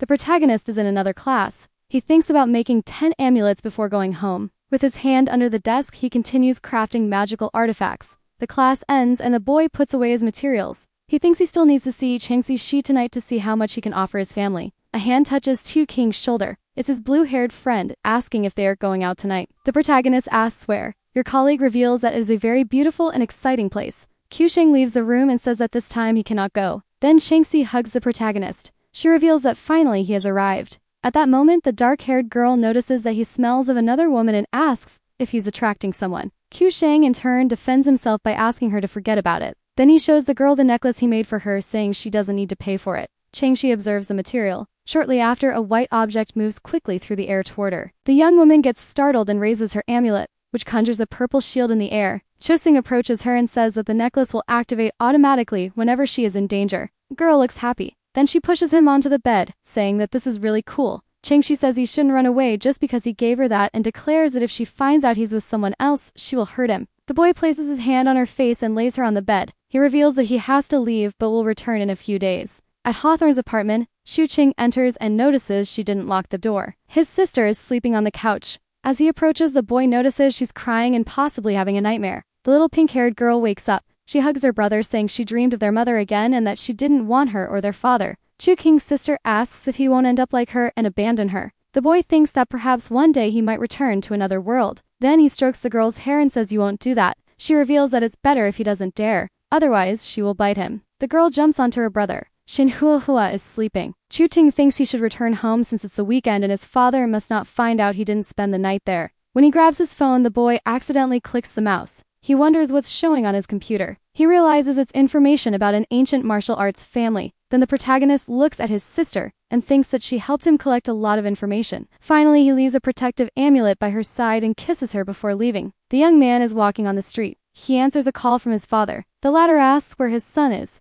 threatening to send his mother to pick him up. Xu says he's near the shopping center. A car stops for him to get in. The protagonist comments that his mother arrived quickly, and she says she was nearby. She then notices that he smells of a woman. The brown-haired boy says he was at a party with his colleagues, and there were a lot of people there. He thinks about how sensitive women are to these things. His mother pulls out a pack of cigarettes and warns him that he must not be alone with a woman. Chu says he knows and asks if she hadn't quit smoking. The woman excuses herself, saying it's to mask the boy's scent and avoid punishment from his father. The protagonist pinches his nose and thanks her. A notification appears on his phone. Shuxing discovers that a magical amulet was sold to the Yi family for 1.2 million. He thinks he can get rich with his knowledge from the fairy world and needs to create something even more expensive. Perhaps the big business he needs is approaching. At home, the boy's father asks him to let him know if his mother starts smoking again. The protagonist says he's on his father's side. By message, Chuching asks Jia Yu when he's free so he can deliver something to him. The man responds that it can be right now. At a restaurant, the two friends meet. Xia Yu holds the amulet and notices that it's fantastic, worth at least 10 million. The brown-haired young man says he already knows what it is, so there's no need to tire himself explaining. His companion notices that it seems Chuching investigated him. Then he raises a glass of wine. The white-haired man slams his mug on the table and reveals it's the first time someone wants to be his friend.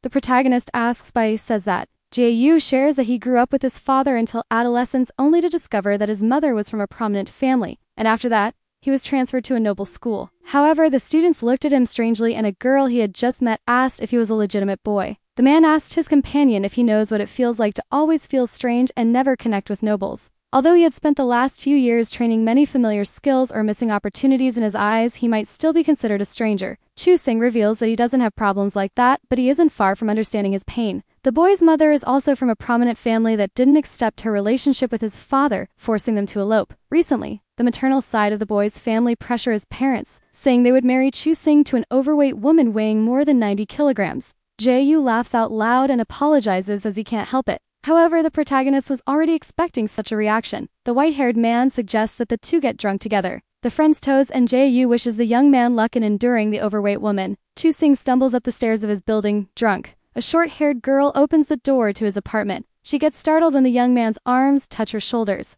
The protagonist covers the woman's mouth and asks if she wants to wake up their parents. The girl declares that he will never get married if he keeps getting drunk like this. Moments later, she starts feeling dizzy and collapses into Chu-king's arms. The girl is now lying on a bed. At this point, the boy thinks he can't take it. He suddenly leans forward. The brown-haired young man thinks it feels good and soft. The short-haired girl tells Xiao Feng not to be shy. Xiao-sing, sitting beside her, wonders who this Xiao Feng is. The girl moves closer to the boy to kiss him. The protagonist, however, stands up in shock, thinking he can't do this with his sister. Entering a clothing store, an employee notices the boy's good looks. Chu-sing asks her to pack all the clothes and send them to his house. The young man thinks that now he has bought clothes for the class reunion, he needs a car so he won't inconvenience Jia-yu when needed. Someone calls him from behind. A boy wearing lots of jewelry asks if Chu-sing doesn't recognize him, addressing him as a classmate. Chu-sing recognizes Ju Bo-ken. His classmate asks if the protagonist didn't like staying at home all day and if he isn't going to the class reunion. The boy confirms he's going because Lin Wan asked him personally. Then Ju Bo-ken says he'll be waiting. He leaves the scene angry, just like Chu-ching. The hero rides at school. Some students call him disgusting. These are memories from his school days.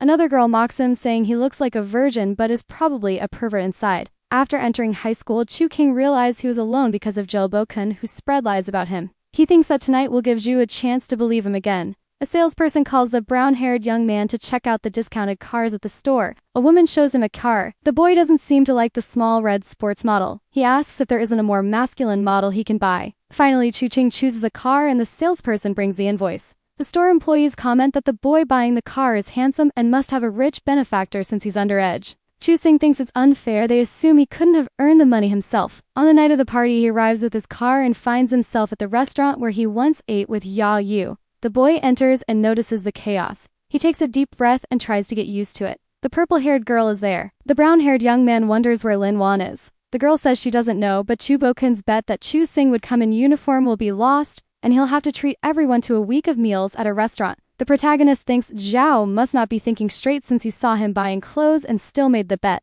A group of boys is talking with Ju Bo-kun. He seems very angry. The purple-haired girl reveals that maybe Jog didn't believe Chu-sing could buy clothes. The protagonist turns and reminds his classmate that he'll have to pay for everyone's meals for a week, including his. At that moment, the young man wearing several pieces of jewelry assures that he'll cover the meals for the upcoming week and everyone celebrates. However, Ju Bo-kun is still furious. The girl says Ju is very clever and reduced the chances of other outcomes, but the bet will still be expensive. The brown-haired young man thinks it was his colleague who started the bet and lost. The students are all drinking. The judge suddenly announces that he is forming a men's basketball team to play in the Olympics, and asks if Chu-sing will join the group. The young man replies that he is not interested. The purple-haired girl asks if, by saying that Chu-ching plays so-so, he was implying that she doesn't know how to play. He gets nervous and is left speechless. Tang Jian declares that they should put aside their personal issues and focus on winning. Jo Bu-kan says he has no problems, but he's not sure about Chu-sing. The girl questions what he thinks. The young man in turn raises a piece of meat and reveals that he thinks everything is perfect, offering her the piece of food he is holding. Tang is surprised and smiles.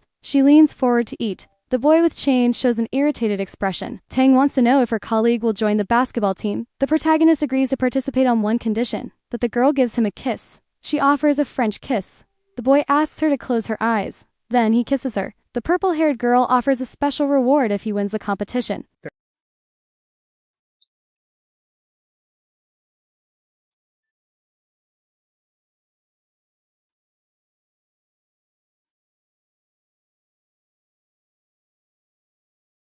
The purple-haired girl asks if the protagonist is sure he can invite everyone. He asks if she thinks he can't pay. The protagonist strokes her head and says he cannot disappoint her. Tang Jian comments that he is a man and might seek more fame than a girl. Jo Bukan thinks he should be the protagonist of the gathering. All the students head to the restaurant to eat dessert. Tang Jian comments that the food is delicious. Jo Bukan notices Liuan arriving and asks if she has finished her work. The girl says she had something very important to do and couldn't come earlier. Without paying much attention to him, she approaches Chu Xing. The protagonist says it's rude of her to keep him waiting. Leon explains that the company wanted her to record a video, and she had no choice. The young man asks if she's ready for a debut. One of the students mentions that the pianist isn't there today, so Ju Bukan could play for them. The boy reveals that he passed level 6 in piano and says it would be more fun if Liuan could show some of her dancing as well. The girl says she doesn't mind. Then she dedicates the dance to her best friend, extending her hand to Chu Qing. The students note the happiness the protagonist must be feeling, and the girls decide to help even though they lack artistic talents. Jo Bukan plays angrily. Meanwhile,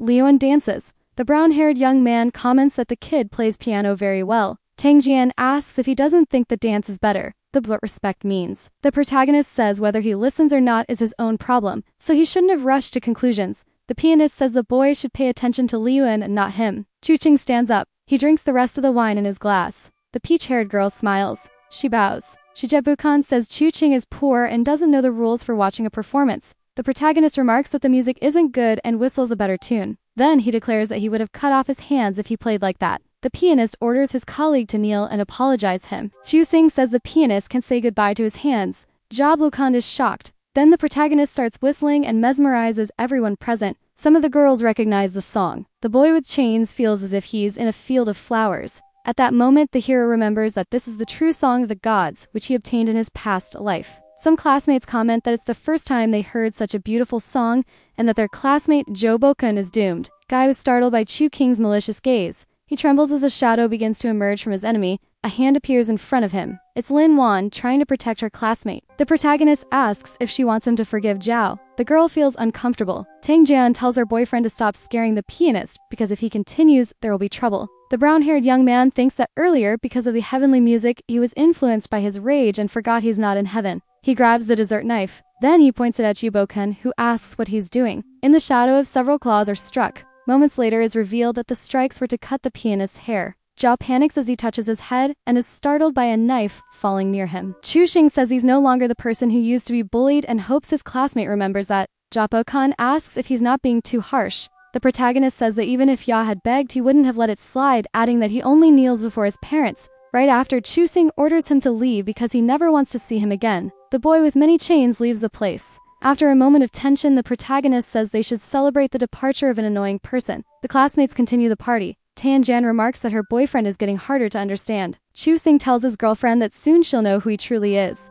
He then drives his car back home. He wonders how he'll go back home smelling like beer. His sister is calling him. The boy says he won't be able to return home that night and asks her to make up an excuse for their parents. The girl says she won't lie for him. However, she changes her mind when her brother says he'll pay her. The young man goes to his girlfriend's apartment thinking Hua will be awake. Surprisingly, someone had already opened the door. Upon entering, Chu King finds a man holding his girlfriend's wrists. The man looks old. The stranger asks Hua who the boy who just entered is. The protagonist replies that the girl's his girlfriend and asks who the man is. The man again asks about the boy's identity and then reveals he's the girl's father, asking if the boy can pay off her 3 million debt. The pink-haired girl defends herself, saying it was her father who gambled the 3 million. Shoadu's father says it doesn't matter since she's his daughter, so she must pay. His daughter questions how he expects her to get all that money. She angrily throws her credit card in his face and tells him to leave. The man says the money isn't enough and that he'll ask the rest from her boyfriend. Fuavolo says he doesn't have money because he's just a student. The man thinks his daughter is dating the student to get his money. She argues that the boy wouldn't even notice her if he were rich. The girl's father grabs her arm, saying he'll find her a man with plenty of money, and as long as he's of age, the rest doesn't matter. The man adds that his daughter can sell her body as all she needs is to spend one night with rich people without marrying them. Hu begins to cry. She runs into her boyfriend's arms. Chu Xing says he can pay the debt as long as the man never speaks to his daughter again. Here as the man asks if he's serious. The protagonist asks Hua to leave the situation to him. The girl's father says 3 million isn't enough, he needs 5 million. The girl curses her father. The brown-haired boy says no hand over the noni as soon as the man signs a document agreeing never to speak to her again. However, the debtor refuses but promises not to contact her. Chu Xing says whatever he writes will be his problem. But when the night is over and he can no longer sell his daughter, the protagonist won't hand over the money. The man becomes worried and asks where the papers are. Finally, he hands over the contract. Afterward, the girl's father asks where the money is. The protagonist says there's no need to rush and that he'll show him something. He holds a mug in his hand and using his magic transforms it into a weapon. The man is astonished when he realizes that the boy knows how to use magic. At that moment, the object is launched from Chu King's hands and ends up hitting Hua Hua's father's face. The brown-haired young man threatens that if he finds out the man bothers Hua Hua again, he will use his torture techniques to kill someone without her noticing. The man, now injured, leaves. The pink-haired girl hugs her boyfriend. She cries and declares that she will pay the 5 million. However, her beloved says that's nothing more than pocket change to him. The girl smiles and finally, two kiss. The day begins and the two wake up together. Hua Hua awakes the protagonist. He notices the scorching sun and asks how she managed to wake up so early. The girl says he should get up quickly because she wants to teach him something. Hua Hua and Shu Sing are having breakfast at the table. The house looks spotless. The boy asks why she is being so affectionate with him. The girl replies that it's because she doesn't want to lose him. The young man says she doesn't need to do that. She just needs to be herself. Suapala is washing the dishes. Shixing notices his back is very sore. Suddenly, his phone vibrates. He receives a message from Zaihu saying that the problem is resolved. The brown-haired young man thanks his friend for lending him the 5 million. Then he is surprised by another message. It's from Tang Xian, asking him to come to the basketball club after class. Xuxing arrives at school. On the court, several people are playing dodgeball. Some kids are getting hit. The purple-haired girl waits in the stands. The protagonist approaches her and asks if they are playing basketball or getting hit by the ball, wondering how they will manage to play that way. His girlfriend responds that they can't expect to be at a girl's level. She then reminds him that he had mentioned a new medicinal formula to her. Hu Sang in turn raises a piece of paper, showing her the formula that helps mages enhance their magic. Tang Xian takes the paper and asks if he trusts her and isn't afraid she might cheat him. The young man asks if she would believe him if he said money doesn't matter to him. He just wants to help. His friend trusts him. The purple-haired girl confesses that now she is truly in love with him. However, the protagonist asks if she didn't like him before. She replies that before, she was just interested. And before finishing her sentence, she pulls Chu Sing close to kiss him. The protagonist notices a basketball heading toward them. Using his reflexes, he raises his hand. Jebu-kun doesn't like the scene he's seeing. The brown-haired young man spins the basketball on his finger and says that because of her, she has a fan club that won't stand to see the two of them together. Tang Xian gets furious at the players and orders them to run 50 laps around the court. It's nighttime, and the hero is at home when his mother enters his room. The boy asks why his mother came in. The woman sits on his bed and asks her son to answer honestly if he likes any girl. King says he does, but asks why his mother is asking that so suddenly. She thinks it must be some girl from a family and reveals she doesn't mind him growing up with someone he loves. He himself met his second aunt a few days ago. He also knows there are 7 or 8 family members, and his grandmother married 5 men and had many children. Their family is large and has many strict rules. His mother also says that Chu King's second aunt had an accident, which is delaying the plans. The young man asks if that really happened. The woman also says that she feels helpless at the moment and can't protect her son. The boy questions whether they can't just be friendly. The woman says that if his idea is to marry Yakansi, it won't work because her family isn't that big, and it seems they recently offended someone. Finally, she asks if Chu Ting knows about the National University. The boy reveals that he does, as it's the #1 university in the country, and also one of the most powerful forces. The protagonist's mother says that if he wants to avoid the marriage, he should enter the National University. That way, the T family wouldn't dare oppose the university's opportunities. Later, the protagonist is meditating. He knows that the National University holds a very special presence in this world, having provided countless resources to the Empire. Certainly, there's a lot of information. He wants to uncover the secrets of this world. Additionally, the cultivation level of this world is equal to that of the fairy world. Using his magic, the boy manages to create another amulet shaped like a small sword. They're the 5 eternal cultivation domains: Building Foundation, Danjing, Yangyang, Infant Transformation, and Mahayana, a highest level. The boy had been cultivating for 300 years. After reaching Mahayana and ascending, he thought he would enter the realm of eternity, but instead, he ended up in this strange world. Using his power, Chu Ching is transforming the small sword amulet into a large golden sword. He feels that the weapon is changing even though it cannot be seen with the naked eye. It seems that he has entered the path of Yuhan Doyan. If the rest doesn't disappear, the consequences will be unimaginable. Why must the boy take this path knowing that if the foundation of the road collapses he will die? The protagonist must find the pot as quickly as possible and hide it before anyone else discovers it. Suddenly, he was calling and the boy answers. In this case, the man is angry because the auction is about to start and his friend isn't there with him. The brown-haired boy wonders how this could have happened. He remembers receiving messages from his friend at school. However, he read them while sleepy and turned off his phone to take a nap. Apparently, he forgot and dozed off. Tuching arrives at the auction. He looks for a spiritual material suitable for making his sword's sheath. They enter the XN auction house. Meanwhile, Yu is chatting with a woman in a red dress. As soon as she leaves, the man appears flustered. The protagonist realizes that it seems the Zai family wants him to meet famous women. Some women in the venue comment on Chu King's worn-out appearance. One of them intentionally bumps into him. A couple walking by tells the boy that this isn't a place for poor people like him and advises him to take a look at himself. Chu King responds that this is the Zai family's property and the Wan is not the owner, but they've embarrassed themselves if she is that type of person. The finely dressed woman threatens him, saying that just because he's a man doesn't mean she can't hit him. The brown-haired young man intercepts the blow she was about to land on him. He reveals that he had no intention of fighting, but that she started it, and then he twists her arm, causing it to break. The woman's husband calls for security. A man approaches, saying that Chu Sing is like a brother to him, and shaming him means shaming himself. It's Zai Yu who steps forward, telling the couple they are banned from entering the auction house from now on. He then calls the security team, and the couple apologizes. A friend of the protagonist notices his unpleasant reception. Xu Qing asks if he has something he wants to tell him. Zai questions if the boy's mother is a member of the Chu imperial family, and the man confirms. The white-haired boy then mentions Xu Qing's aunt, who lost her leg and kidney. However, someone from the Chu family in the imperial capital tried to purchase the information, but he immediately blocked them. King asks if his friend knows who committed the murder. However, he responds that Missy Changxi wasn't aware of which family had intervened. The protagonist was genuinely worried at the time, not knowing the imperial family's situation. Two women enter the hall, greeting Chu Xing. He recognizes his aunt and Yi Changxi. The boy's aunt says she heard he'll be taking the university exam, so he must study hard. The protagonist notices his aunt's concern and assures her everything will be fine. Yi Changxi asks her mother to go ahead, as she has something to say to the brown-haired boy. Shortly after, the girl throws herself into her beloved's arms. Zai Yu announces that the auction will start soon, and they need to enter. The protagonist asks Zai Yu not to take his aunt's words too seriously. The white-haired man says that the family head also cares about him, which is why she considers him her favorite son-in-law candidate. Chu Sing asks if there is any special metal in the area. His friend says that first, he and Missy will head to the room, and then help provide plenty of information. In the room, they asked if the spiritual stone her boyfriend was looking for has actually appeared in the auction. He informs her that there are 5 of them. The young man offers his girlfriend a bottle of milk tea.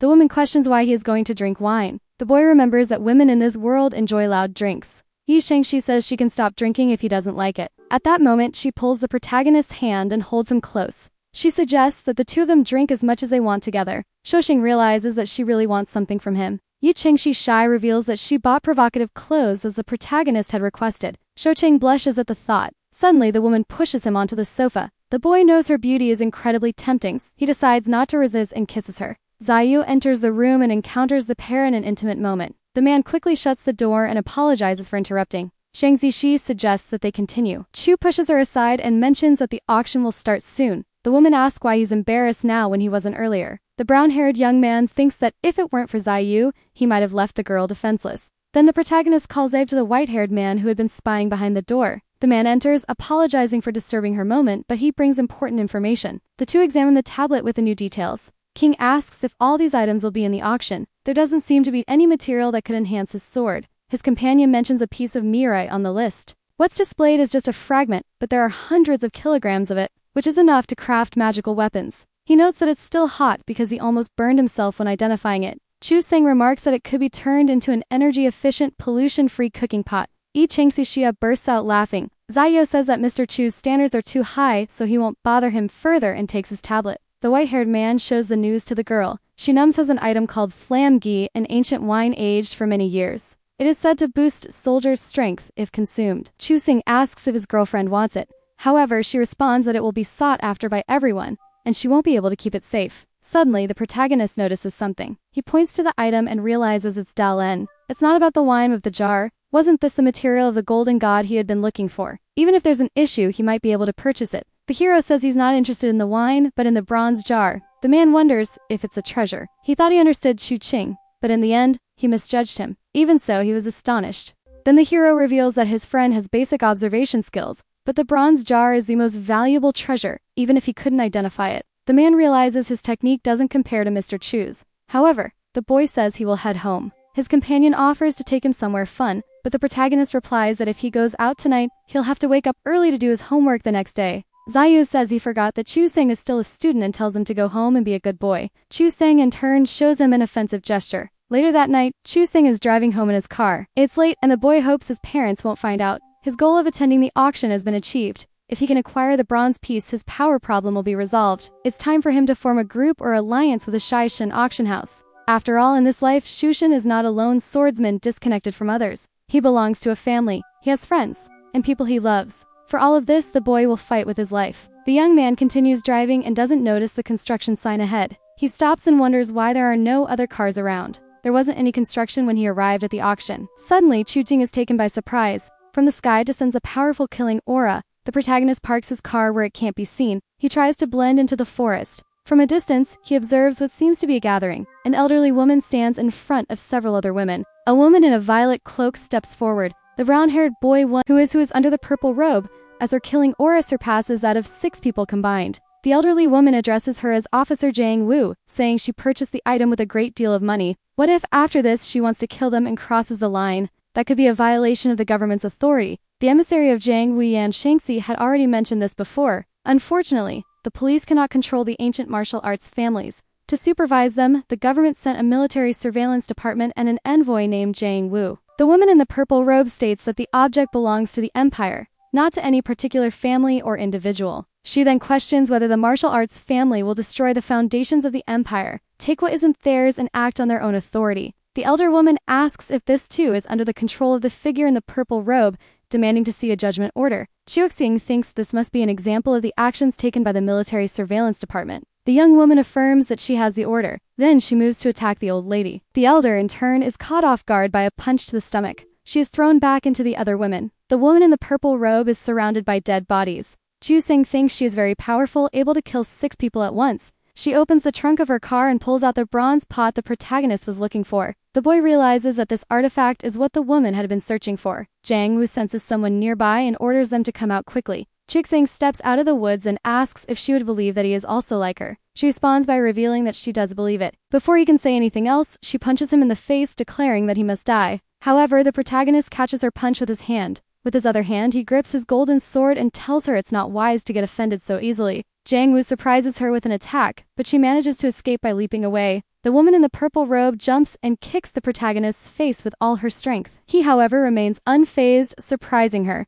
The brown-haired boy raises one arm, fleeing the warrior far away. He declares that her strength is insufficient to kill him. The woman asks if he wishes to die. She removes her cloak and holds a weapon in her hand. The protagonist realizes she is very strong. Jang Woo orders him to prepare to die and then fires a shot at his face. The bullet is about to hit his protective shield when Shu King's golden barrier breaks, causing an explosion. The woman in the purple robe smiles at the situation. She approaches the car where the magical artifact is stored and grabs it with her hand. A golden sword strikes her from behind. When she realizes it, her back is being pierced. Jang Woo asks how he could do this and how he isn't dead. With one more strike from the golden sword, the woman collapses, dead on the ground. Chuxing realizes the bullet that hit him was so powerful that he had to seal his wound immediately. He sits on the ground and tries to use his magic to heal his injuries. He is in a lot of pain. Chuxing notices that his wound could kill him at any moment. The weapon used against him isn't anything special. His attention shifts to the bullet. The boy realizes that it was indeed the problem. The object was specifically created to deal with martial arts warriors. It's my time and Hua Homa is gaming on her computer at home. Suddenly, her apartment door opens and Chuxing crawls in. The girl becomes worried as he is bleeding. She asks what happened and if she should take him to the hospital. The protagonist informs her that he won't die but needs her to clean the rotting flesh with a knife. Hoo turns to her boyfriend and asks why he is so injured. Holding the knife, the pink-haired girl hesitates, unsure of what to do. She then remembers she can call Sister Yi. Now the two women observe the boy. Yi Changxi has an angry expression. She extends her hand and asks for the knife. Then, she plunges the blade deep into her boyfriend's neck. He screams in pain and Hua watches the scene from a distance. Many tools are bloody beside him. Chuxing has his neck bandaged. The pink-haired girl asks if he's okay and Yi Changxi declares that he won't die. The brown-haired young man thinks that the situation is now going to be a problem for him. The dark-haired girl asks her companion to pour a glass of water for Chuxing. Now the two of them are alone. Yi Changxi asks with a frightening look at something happened between her boyfriend and Hua. He asks what's wrong with him spending time with other women. The girl asks if he wouldn't mind if she went out with another man now. He replies that she's free to find another man. Yi Changxi becomes furious with this kind of thinking. The brown-haired young man says that if she can't accept his mindset, they can break up now. The woman looks at him with an irritated expression. Then Shu King's girlfriend grabs his ear and says that he should have looked for her instead of running to Hoa. King explains that the people around him are very observant and some things shouldn't be known by strangers. He questions what happened during the night. The boy reveals that he killed a Yangwu messenger. The pink-haired girl enters the room and both girls are shocked to hear this information. The protagonist says he was merely defending himself. The dark-haired girl holds the bullet and remarks how amazing it is that he survived being hit by a weighing bullet. It's a nightmare for all martial arts warriors. It's an extremely powerful and difficult to make bullet. The object is manufactured by the Ministry of Military Supervision. Yi Shani Shagzni asks what kind of Yangwu messenger he encountered last night. The boy says she was wearing a purple cloak. His girlfriend explains that the delegation is divided into 5 levels: red, yellow, green, blue, and purple. The red and purple are the weakest. Typically, a green cloak supervisor is eligible for wine chew-in. The girl questions what Chuxing took from them and how he managed to encounter the purple cloak supervisor who carries wine. The boy wants to know the level of the martial arts warriors there. He doesn't understand how he doesn't know this considering he's a soldier. The brown-haired young man reveals that when he was little he met an old man who kept lamenting. So if you bought a book and studied it, Chingxi asks him to stop with these random origin stories. She informs him that martial arts are divided into 5 domains from the smallest to the greatest: Hujing, Wujing, nature, transformation, and sacred round beverage. Each domain is divided into up to 9 levels. The girl reveals that she is in the 9th layer of Hujing. Stewing she will break through, but for now she's fine. At that moment, Chu King's alarm clock rings. He gets up in a hurry and says he needs to go to school or he'll be late. The dark-haired girl's hand stops him. She tells him not to push himself. The protagonist says the teacher is wrong. If she's going to do this to the girl, she should do it to him too. The teacher offers a deal. If they don't score 10 points on the test, they'll need to find what he said to Xiaoran. Tao Yunyo accuses the boy of being rebellious for not being spoiled by his girlfriend. However, he says that he's the one who will spoil her instead. The orange-haired girl stifles a laugh. Tang Ziyang says she's waiting for Chu Chin to spoil her and asks what he will do. The protagonist tells her to wait and see. Recovering from her laughter, the young woman warns the brown-haired boy to stay away from other women and resolve his issues outside. She then shouts that she's serious.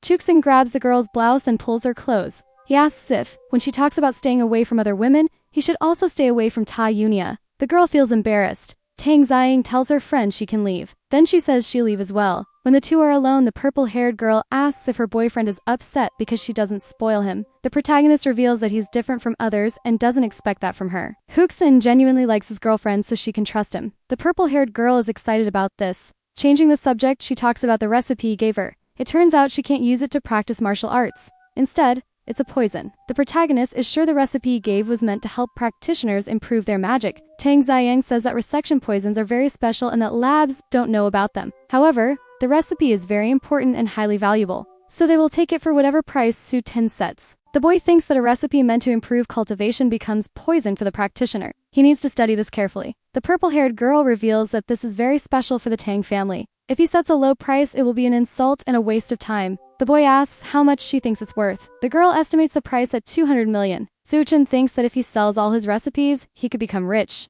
He closes the deal. He thinks he needs to buy some medicinal ingredients that can only be obtained from the Tang family. Tang Ziyang asks if he doesn't want to cultivate and make medicines. Her boyfriend asks if he can't do it. The girl reveals it doesn't matter because in the entire empire, no men make meat since maybe he can. The protagonist thinks the world is filled with hatred toward men. Tang Ziyang wipes some dirt from her boyfriend's cheek. She then licks her finger. Chisen asks what she's doing. The girl wants to know if he's embarrassed now. She suggests he doesn't practice ancient martial arts. If he wants to defend himself, she can protect him. The young brown-haired man notices that he doesn't seem well. This could be due to his treatment. Tang Ziyang hands him a healing potion. The girl says that if he continues practicing martial arts, it will have to break up since she doesn't want her future husband to become infertile. The protagonist wonders if ancient martial arts could really affect that kind of relationship. It's nighttime and Chu Chen enters his home. After a day, and the collar of his shirt is grabbed by his father, who begins hitting him, saying that at least he still remembers how to come home. The man stops when he hears someone calling him. It's Yi Kongxi taking the blame for this because she was too drunk the night before. The boy thinks that explanation might actually make things worse. He wonders why Yi Kongxi is in his house.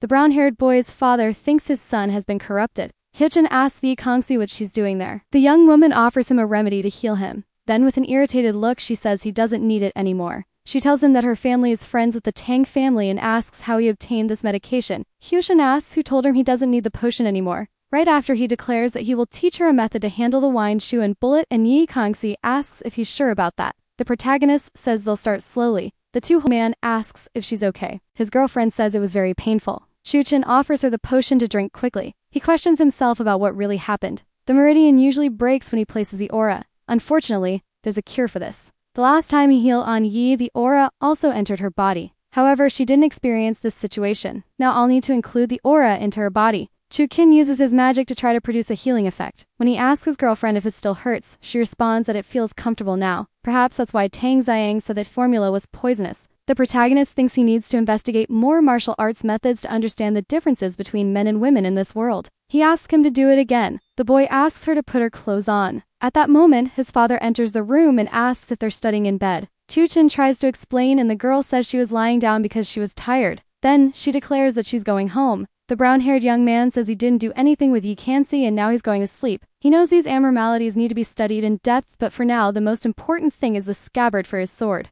At the scene of the previous day's battle, a woman in a green cloak observes that only a small amount of blood remains. She says that seeing an assassin isn't like seeing an ancient martial arts warrior, but rather a Taoist. The girl accompanying her in a blue cloak asks what she means. The woman in the green cloak wants them to check the hospital in Jimin, then investigate the flow of drugs on the black market, and send someone to inspect the auction house. Her companion asks if they're going to Jimin now. The other responds yes, as the fiancé her family arranged for her is in Jimin. He's the son of Miss Chu, and they are going to visit him. Chu-chin suddenly sneezes in his room. He wonders who might be talking about him. Chu-chin is in his room with the bronze jar, trying to refine his sword. He opens his eyes and realizes that finally with this scabbard, his sword will no longer be damaged and will soon return to its original form. He raises his hand and suddenly a stone mask appears. The protagonist thinks that if he needs to fight in a future battle, he should use this mask. What remains is the ancient wine. The only thing that makes it special is that it caused many fighters to race to their deaths to obtain it. Suddenly, his phone rings. It's Yu Changxi inviting him to her house for dinner. In Yuji's private kitchen, the three are dining together. The protagonist's aunt reveals that she's not sure if a remedy, which can boost combat strength in a short time, has been perfected. However, recently families have been seeking it, and she would like some if it's available. The young man says he doesn't have any with him, but he can make them by next week. Missy asks how much it will cost. Q-Sing says he doesn't need money, he only wants to borrow the ancient martial arts training method from the family. The atmosphere becomes tense and he wonders if he said something wrong. The woman declares that this is a heritage more important than the lives of everyone in the family, and she cannot simply pass it on to outsiders. The protagonist is startled by this information. His aunt advises him not to practice these martial arts. She wants him to stop being a warrior, as is pointless. The young man tries to think of how to explain why men have trouble practicing these martial arts. Li Shangxi asks if the technique could be taught if Chu Xing were a family member. His mother responds that it would only be possible after marriage. The protagonist reveals that he cannot marry. However, Mrs. Yi says that if he doesn't want to ruin everything, he should stop talking about it. Her daughter looks sad. The boy knows he needs to investigate this further. He thinks of asking Jiayu and also paying off the 2 million debt. His white-haired friend asks since when he has so much money and if he's secretly dealing spiritual stones. The boy doesn't disclose where his money comes from but says he needs a training method. Jiayu asks if he seriously thinks an ancient martial arts method can be obtained so easily and if he has ever practiced it. Chu Qing wants to change his training, but something is wrong with him. Jiayu laughs at his friend's comment. The brown-haired boy asks what's wrong with a man practicing martial arts. His white-haired companion says that men can't do that. But Chu Qing doesn't seem to heed his words. He wonders if martial arts are genuinely dangerous for all men. Jiayu says that this isn't something a man can do at the start. To force the training, one need to be castrated or exploited. Now the protagonist recalls that Tang Xiang and Aunt Yi were right. His companion says he can help by contacting a hospital to schedule this castration. The boy states that he only needs a set of self-defense techniques and asks where he can buy them. Jiayu reveals that he doesn't have any and doesn't think his friend will be able to buy them. Families with these techniques would rather destroy their house than sell them. Chu Xing realizes he didn't expect women to monopolize the world so much. Perhaps they're afraid men might learn the exercises and destroy the world. The boy's phone rings. It's Hua Hua, informing him that some deliveries from the Tang family have arrived. Now the young man can make the medicines. It's mad time, and the brown-haired boy is using his magic in his room. He creates a container from which golden pellets emerge. He realizes that making medicine is very complicated, but with this mask, it becomes easier. Finally, he perfects the Kuang Yi Dan, petals that increase the user's power by 30%. Juahu timidly opens the door to his room. Chu Xing says she can come in since he's finished. She asks what he was doing.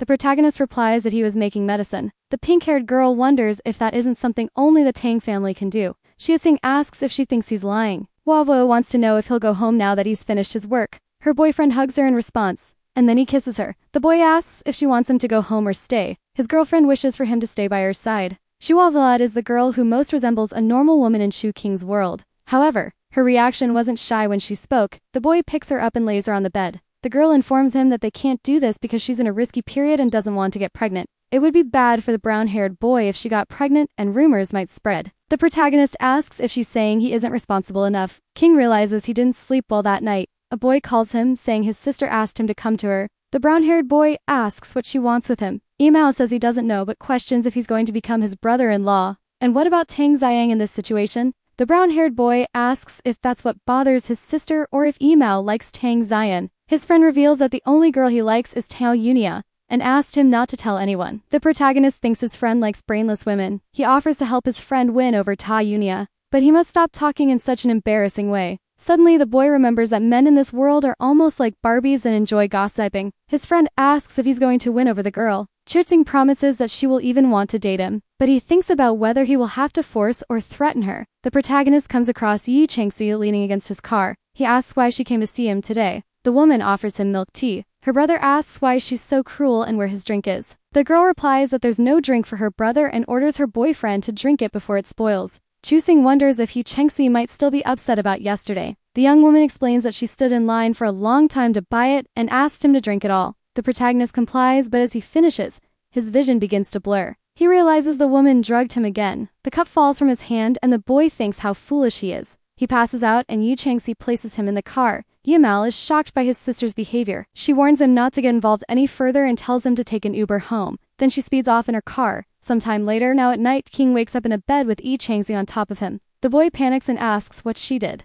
The young woman tells him not to move too much. Then she leans in and kisses him. The boy falls into despair. Chuxing asks his girlfriend if she's never had any experience with all her connections. At that, the girl stands up. She reveals that she only controls them and nothing more. Besides, boyfriends aren't just for that. Finally, she hands him a book. The book is the Yi family's inscription diary. The woman says he needs to be her for the book to be revealed to him. The protagonist assures her that he already considers her his wife and is willing to do anything for her. Yi Shangxi says he doesn't need to do anything for her, but she's willing to do anything for her future husband. Then she pulls him close. Their kiss seems to carry a kind of magic. The dark-haired young woman asks what her boyfriend put in her mouth. Chuxing says it's something good, and she'll find out soon enough. Yi Chengxi begins to exude a blue aura. Her companion is amazed by the ancient martial arts created by women. In this world, women are born with changes in their meridians. And once they absorb a lot of spiritual power, they prepare to use ancient martial arts to transform spiritual power into internal strength. Men, on the other hand, don't have proper methods to absorb the power. If they practice martial arts, they'll explode and die.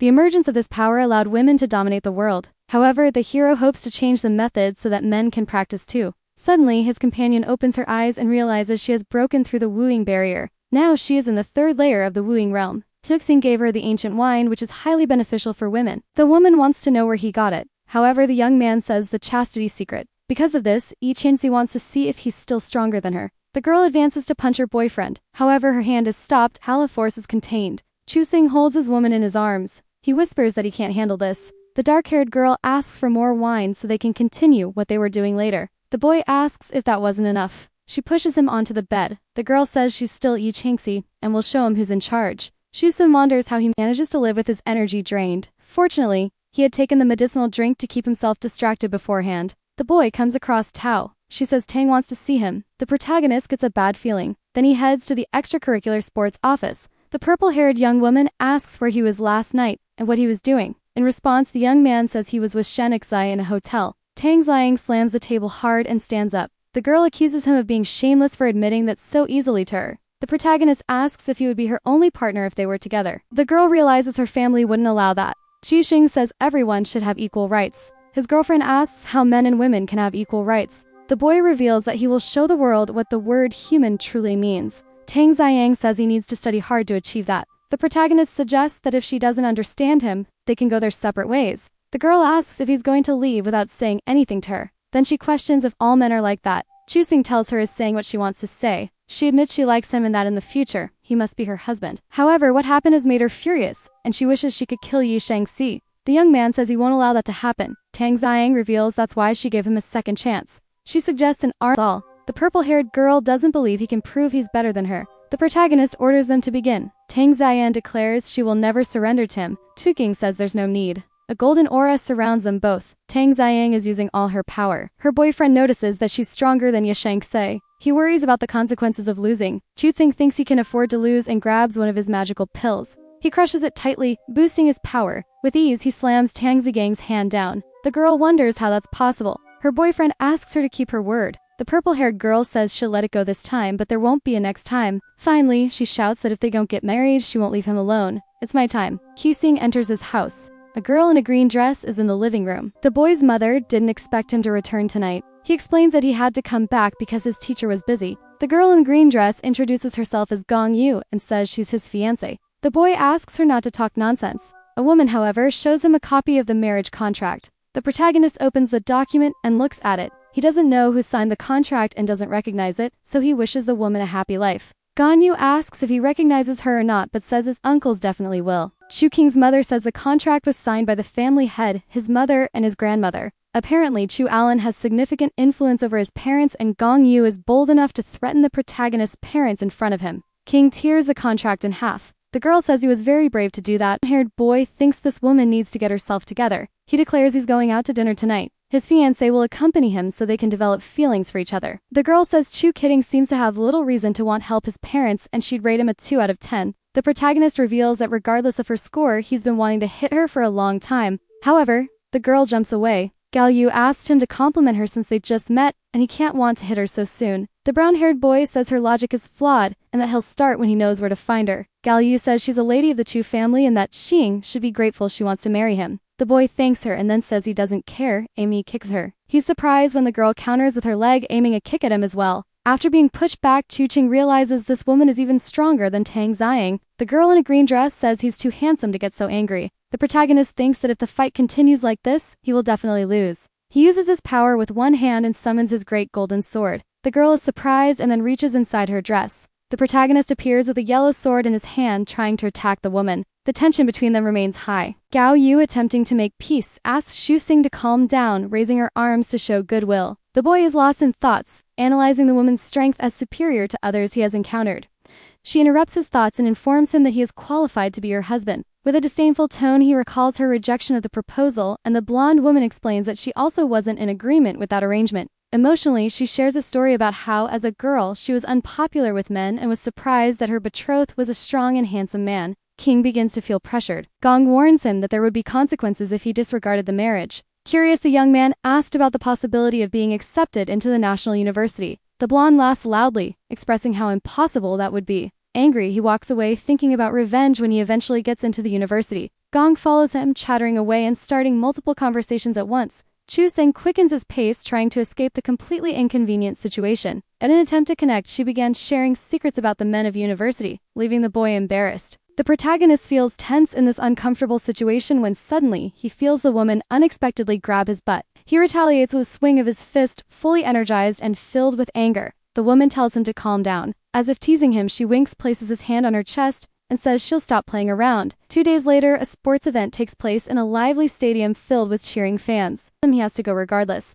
The book is thrown away from where the discussion is taking place. Xiao Ao, visibly irritated, turns and starts walking away. Overwhelmed with anger, the protagonist turns to resolve the situation, grabbing a book nearby. Another book is thrown, this time hitting Xiao on the head. The boy, furious, yells and curses at Chu Qing, asking if he's tired of living. With a furious expression, the protagonist, fists clenched, faces the boy, ready for a fight. With total confidence and impatience, Chu Xing orders Xiao O to retrieve his book without hesitation. The messenger, with a mocking tone, questions the command to fetch the book. Enraged, full of anger, he lunges at Chu Qing, saying he was getting too cocky. However, the protagonist simply dodges, letting the boy fall. Chu King's friend, watching the entire scene, holds Xiaowao back, preventing a fight. This time, Xiao bites him, causing him to complain in pain. Chu Xing, out of patience, grabs both of them by the arms and pulls them apart. Holding them with an air of superiority and authority, he questions what they could do if they wanted to fight. He twists Xiao's arm with full force, causing him pain. The boy responds with insults, expressing his discomfort. However, those insults only irritate the protagonist further, who demands an apology. In addition to apologizing for the insults and the situation, Chu Xing also demands an apology for how Xiao treated his friend in email. At that moment, the vice president appears, observing the entire situation. She sternly states that this is no place for fighting and orders them to go to the principal's office with her. Xiao screams, begging and demanding help. He is convinced she will help him and claims he isn't at fault. The president steps back and everyone panics. Realizing everyone is watching, his only reaction is to run away, crying and embarrassed. Meanwhile, Xu Qing suggests to his friend that they go to the infirmary, expressing concern for Tang Ziang. The protagonist can't understand why Yimao seems so frightened, and Yimao simply states that he prefers not to get involved in trouble. At that moment, the boy realizes that his friend is actually quite brave despite the situation. The vice president runs to the student council to report the incident. She was telling Tang Ziyan what her boyfriend Chu Ting had just done. She began trying to change Tang's opinion about the protagonist, and Tang responded stating that he would not be deceived by Chu Ting. The vice president, in a somewhat intrusive tone, suggested that Tang should break up with her boyfriend, but she didn't react well to that type of interference and with a completely serious and stern expression made it very clear. The colleague, apologizing with a few gestures, asked her to forget everything she had said. Zion warned that she already knew about the situation and that Chu Ting had been the one to cause the problems first. The vice president countered by stating that Chu Ting was very cunning and that Tang wasn't nervousing it. After that commotion, while they were in the infirmary, some of Chu King's classmates showed up wanting to take action. Zhu defended his informant friend, questioning why Chu Xing had hit him. The protagonist, in a mocking tone, threw a key on the ground, interrupting the situation. He provoked the boy in an attempt to start another conflict. He didn't flinch and informed him that Tang had asked Chu Xing to attend the game. The protagonist stated that he wouldn't go, but he took responsibility for the incident and asked the boys to leave. Chu continued his provocation, questioning if he would break his promise to participate in the game. Chu Xing then decided that he would participate in the match as agreed. In the hall, even cheerleaders began their performance. Meanwhile, the presidents of the student councils from rival schools were waiting for the game to begin. They stared at each other without any friendliness or attempt to get closer. Chu Xing and his friend were approaching the venue. He was surprised to notice that the presidents of the councils from both schools were there. One of the players from the team waved at the two, catching their attention. He invited them to come closer. His name was Zhang. The boy prepared 2 chairs for them to wait until they were called. Chu Xing, being very perceptive, noticed something suspicious about one of the chairs. He masked his suspicion and sat in the other chair. For a moment, the boy thought he would exact his revenge, but was surprised to see that Chu Xing hadn't fallen for the trap. Disappointed, he moved away, joining his other friends. The protagonist then realized that they were still seeking revenge. His aunt approached with a note asking how he felt sitting on the bench. He then realized that she was still upset with him. When he took the note to respond, Chu Xing was going to warn her not to sit in the adjacent chair. However, it was too late. She ended up sitting in the chair covered in glue. Unintentionally, he laughed at the situation while she became irritated with everything that was happening. Jiang then stood up to leave the area but was caught off guard. Her pants stuck to the wooden surface, leaving her underwear unintentionally exposed. She was completely embarrassed by the situation and was left speechless. He started teasing her, mentioning that her underwear was pink. Zhang became furious, questioning why Chu Xing hadn't said anything. The protagonist replied that he had written it in the note, but that trap had been intended for him. Quickly, she took off her jacket and tied around her waist to hide the tear. This time, she turned the tables, leaving him embarrassed. She teased him, asking what he intended now that she was only wearing a bra. Without hesitation, he used his own jacket to cover her. He said he didn't want other boys looking at her. In an attempt to gauge his feelings, she asked if he was jealous. Even so, she removed the jacket and handed it back to him, walking away and telling him to get used to it. Chu Xing became furious, and Zhang replied that the game was about to start. With the game underway, the teams were going all out. The match was far from over, and both teams were determined to win. The protagonist observed how well Zhang had trained the team, but he noticed that something odd might be happening with the other team. It seemed they were somewhat lost throughout the match. Meanwhile, at the president's table, Lai Wanji asked Zhang if the boy on the reserve bench was her boyfriend, and in an attempt to provoke her, she suggested borrowing Chu Xing if her team won. Zhang immediately declined, ending the conversation without hesitation. The rival doubted she would lose and thus declared that if she did, she would run naked. That conversation ended, and the rival team's president decided to give new orders to her players. They then started moving in a way entirely different from before.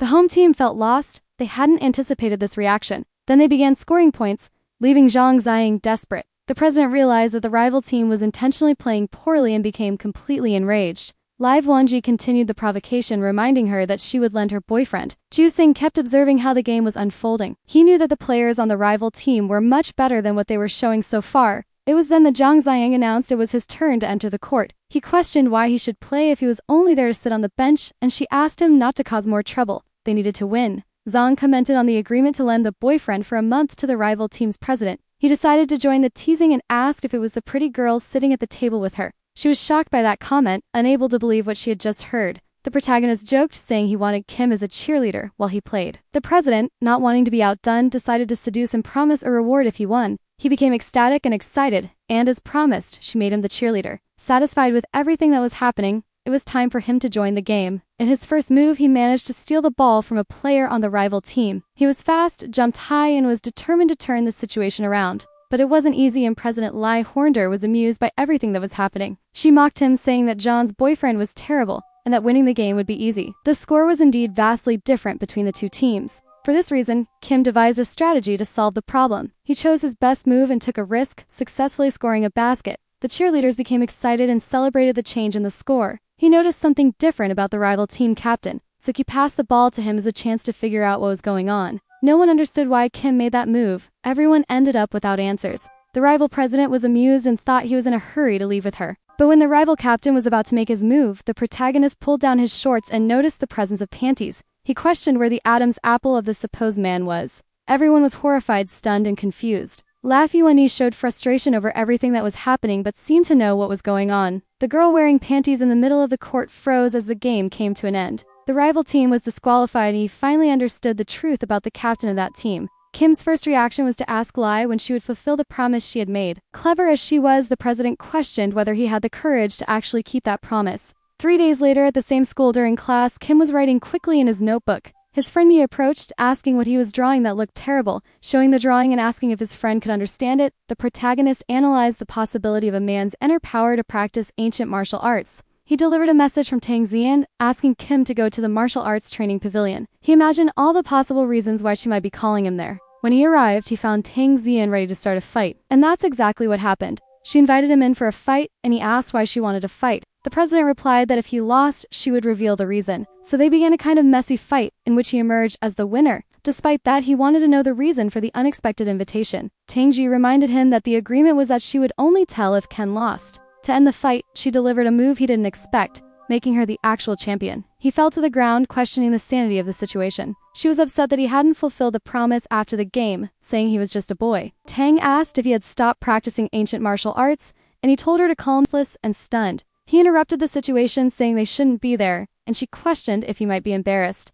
Denying that, he stated that it was impossible to feel embarrassed in that situation. Someone appeared, making a deliberate coughing sound to announce their presence. The couple, who had been distracted, wondered who it could be. In the background, outside the arena, a group of 4 people could be seen. One of them appeared to be a very well-dressed woman with beautiful makeup and neatly styled hair. Without hesitation, Tang grabbed her boyfriend by the collar and presented him as if he were a defendant. She told her father that this was her boyfriend, Xu Qing. Then she introduced her father, King Yu, as the owner of the Central Martial Arts Pavilion. Xu Qing was confused, not fully understanding what was happening or how this could be true. The father modestly clarified, saying that it was an exaggeration and that everything actually belonged to the Tang family, and he was merely the manager. He also mentioned that the 3 boys accompanying him had been invited by Tan. The girl confirmed the invitation, leaving the protagonist puzzled by her actions. The 3 boys began defending themselves, apologizing for setting a trap for Chu Sang and even for playing poorly against Kli too. The president emphasized that she would deal with Lai Huang later.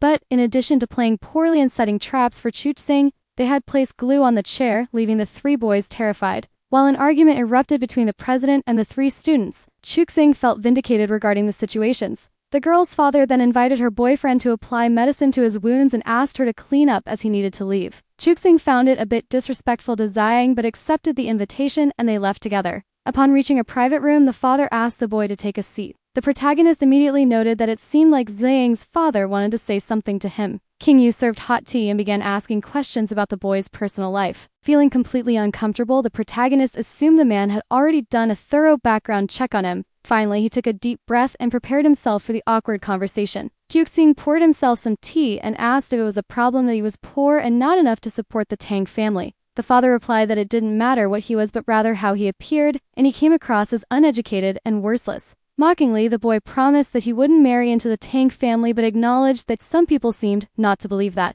The sarcastic reply infuriated King Yu, causing him to spill his tea and move toward the boy. Chu Xing retorted that if Tang Xiang didn't want him, he would surely stay away from her. In response, the father slapped Chu Xing across the face. From that moment on, the tension escalated and the pavilion owner stated he would scratch the protagonist's face. An uncontrolled fight broke out in the room between Chu Xing and King Yu. It was then that Tang Xiang realized something was wrong with the situation. Everyone heard a commotion coming from the room and ran to see what was happening. Upon arrival, all the furniture was overturned or broken. The protagonist was standing and the father was on the ground. Struggling to get up, the man, still weak, continued to attack the boy, warning him that he also needed to be wary of the fact that he was a martial arts warrior. Rushing into the room, Xiang asked what happened and her boyfriend replied that they would have to break up because her father had asked him to stay away. The father clarified that he hadn't asked him to stay away from her, only that he couldn't become the head of the family and now believed even more that he wasn't worthy of her.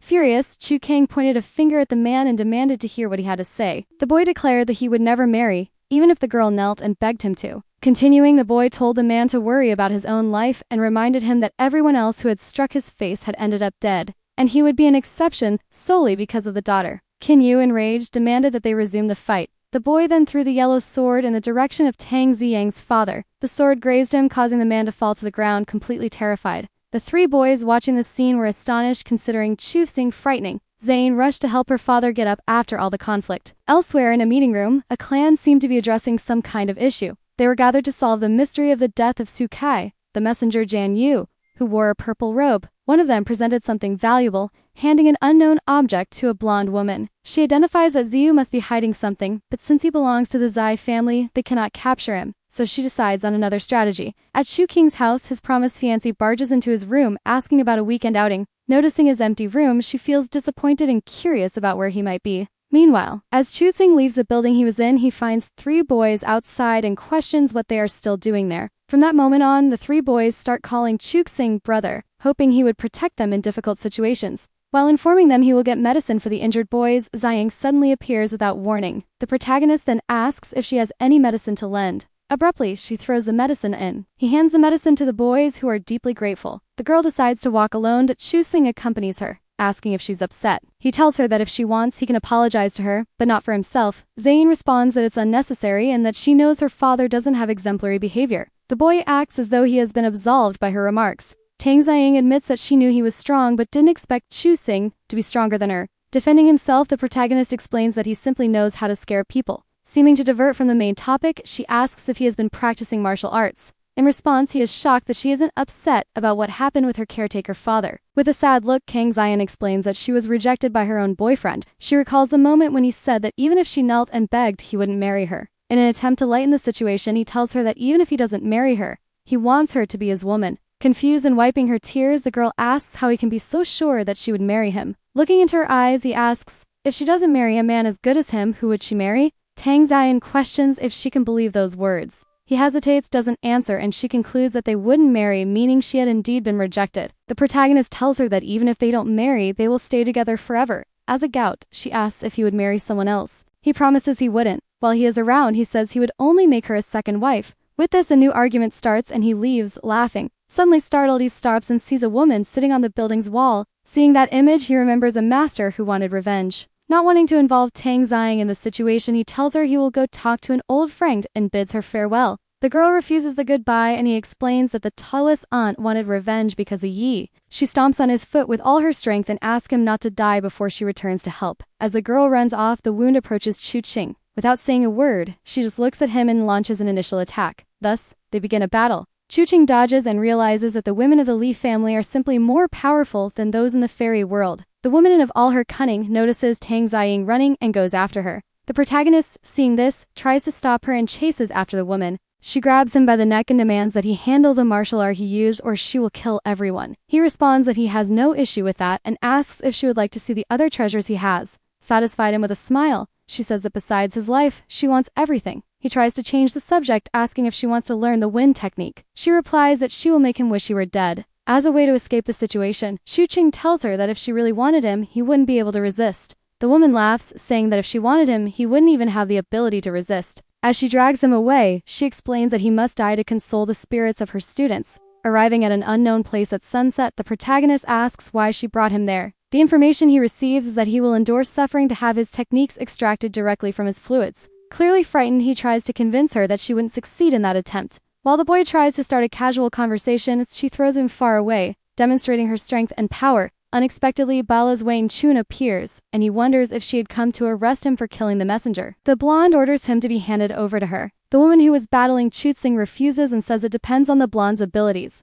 A fight begins. Chuxing concludes that no matter who wins, he is going to be in trouble either way. Based on this belief, he attacks the first woman, throwing his sword into her back and piercing through her body. Chuxing justifies his actions, explaining that she was certainly going to kill him, so he had no choice. Before she could defend herself, the woman fell dead. Balas observes the scene and cautiously waits for everything to calm down. While removing her robe, she comments that he was very cruel. That's when Chuxing realizes it was his betrothed. She explains that she had only come to save him but ended up discovering something extraordinary and asks if he had killed the purple-robed emissary. The protagonist admits that he indeed killed a purple-robed supervisor and asks if she had come to investigate that situation. Surprised, she replies that yes, but she never imagined the killer was under her own roof. Pointing a weapon at Chu King's chest, she asks why he killed her. As cunning as ever, the boy offers two options: either admit he killed in self-defense or explain that the fiancé had ordered him to commit the murder. Surprised, she doesn't understand why, despite opposing the marriage, he is now saying such things. The boy explains that he simply didn't want to die.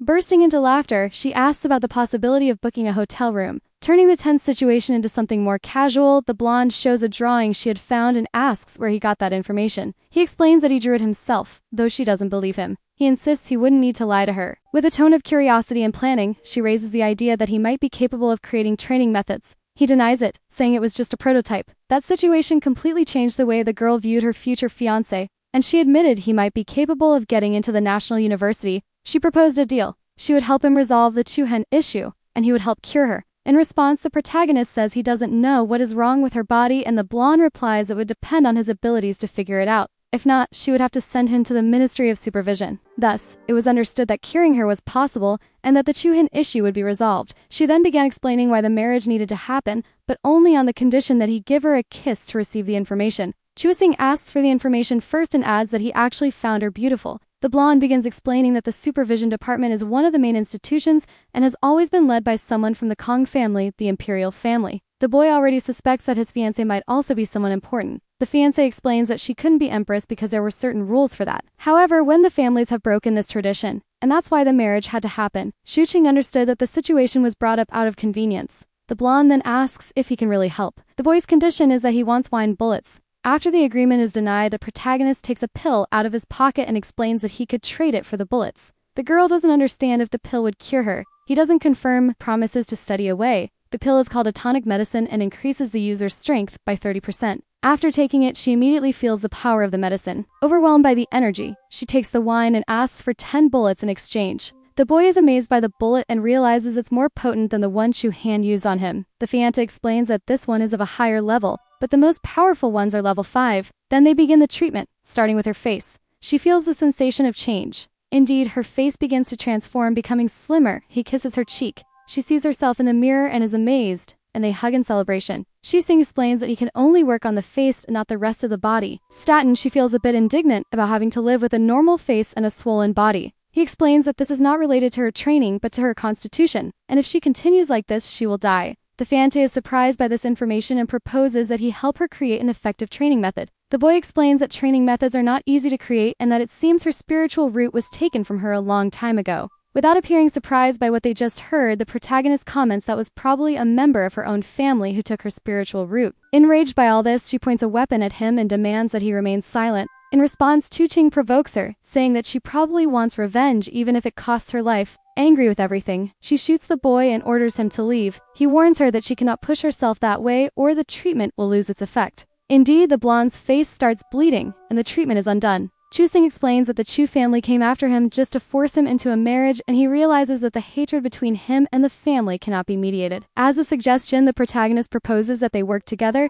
and he will do his best to help her. Bidding farewell, he warns her to stop practicing martial arts for now, as her life is truly at risk. With her face bloody, she seems not to believe that he would do his best to help her. Meanwhile, Tang San arrives running, accompanied by a woman. They notice that the two are no longer there, but that there are signs of a fight. Zane gets annoyed with Tang Sin, her second aunt, for making sarcastic remarks. Zane explains that she wasn't motivated because she had been forced to come there to defend her boyfriend and questions whether her niece is getting too attached to her low boyfriend. The girl's phone starts ringing. It's Chu Sang giving an update. He informs her that he has returned home and that they will see each other at school the next day. Tang Sin breathes a sigh of relief at the news, but her aunt insists on wanting to visit Chu King's house. During dinner at the protagonist's house, his mother asks if the fiancé isn't coming for dinner. The boy explains that she is probably on a plane, returning to the imperial city. His parents don't quite understand the situation but comment that the marriage is still on. The protagonist mentions that she doesn't intend to marry in the next year or two and recounts what happened regarding the arranged marriage. His parents are left somewhat speechless, seeming as if they already knew about the situation. Meanwhile,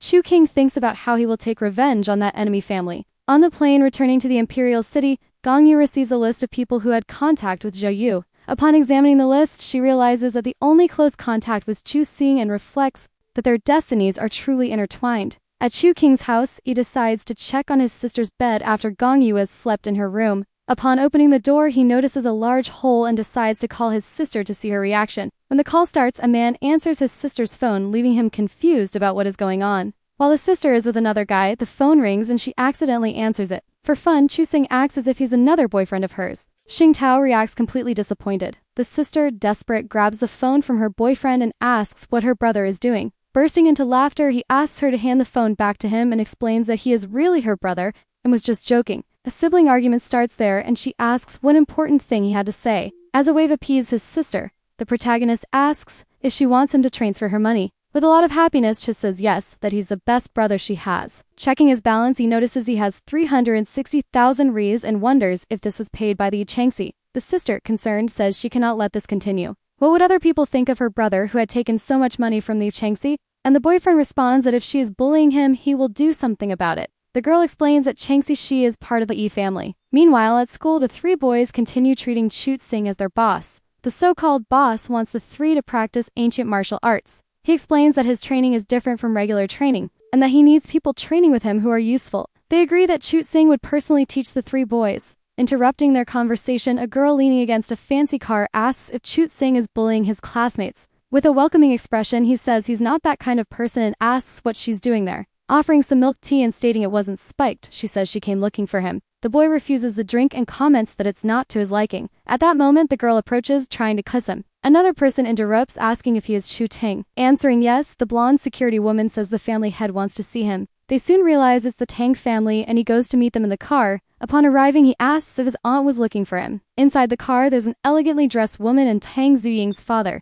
Xing starts the conversation with a provocative tone, asking if the nanny was also part of the discussion. Kenny counters once again, stating that he is not a good match for Tang Ziying. In response, the woman says she is not his mother-in-law, and he realizes that this family truly looks down on him. Backing away, and the protagonist asks what they wanted with him besides calling him arrogant, stubborn, and reckless. The supposed mother-in-law compares being smart and deserving her daughter to the fishing town of Yangyang. Countering that statement, the protagonist says the family must have a refined taste. Tensions rise between the two, and the conversation ends when Tang Ziying shows up. The girl asks what her mother was doing there. She then asked why Chu-ching was also there. Without answering, he pulls her into a kiss, leaving both her mother and father speechless. Tang Ziyan pulls away and gets into the car, saying it's late and that she should at home. Dragged by Yi Kansi, he is thrown into the girl's car, where she asks who made her angry. Yi says she'll handle the situation herself and that he should have thought about it before kissing Tang Ziying in front of her. Satisfied, she imposes that he must not be around other women in her presence.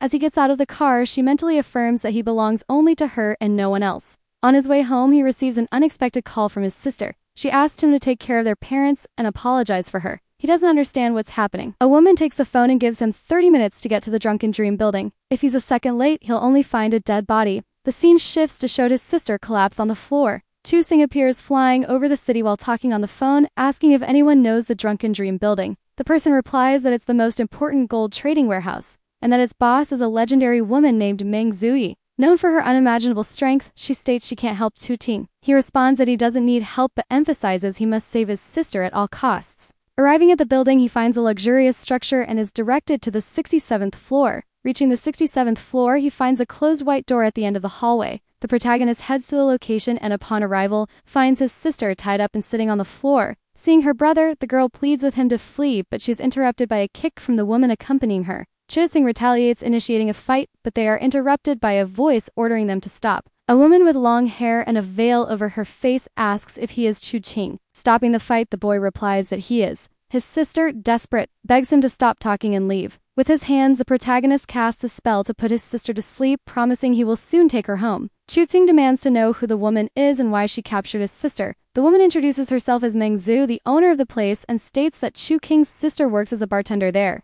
Already under stress, the boy asks what his sister had done to be beaten so much. In response, Meng says he should be grateful his sister is still alive. The protagonist declares that the only fate for those who mess with his family is death. Meng Zui launches a quick attack at Chu-sing, justifying it as a test to see if he's strong enough to make such claims. The boy realizes the woman's speed, but manages to dodge the strike. He takes a tonic medicine, but questions whether he'll be able to defeat her. A battle ensues, and Meng taunts the boy, questioning his ability to defend his sister. Upon taking the medicine, a massive explosion occurs, shocking the woman. He obtains the Sword of Death. Despite all the explosions and everyone's surprise, Meng appears through the smoke, questioning the protagonist's skills. Meng launches a strike capable of cracking the ground and comments that Chu-sing is just a child. The clever boy asks for a moment to talk. The woman questions what he wants to discuss. The protagonist asks what is happening there. The veiled woman informs him that her sister had slept with the wrong person, and that she was there to handle the situation. Chu-Ting asks her to let the sister go. Meng approaches, removes her veil, and reveals a slap mark on her face.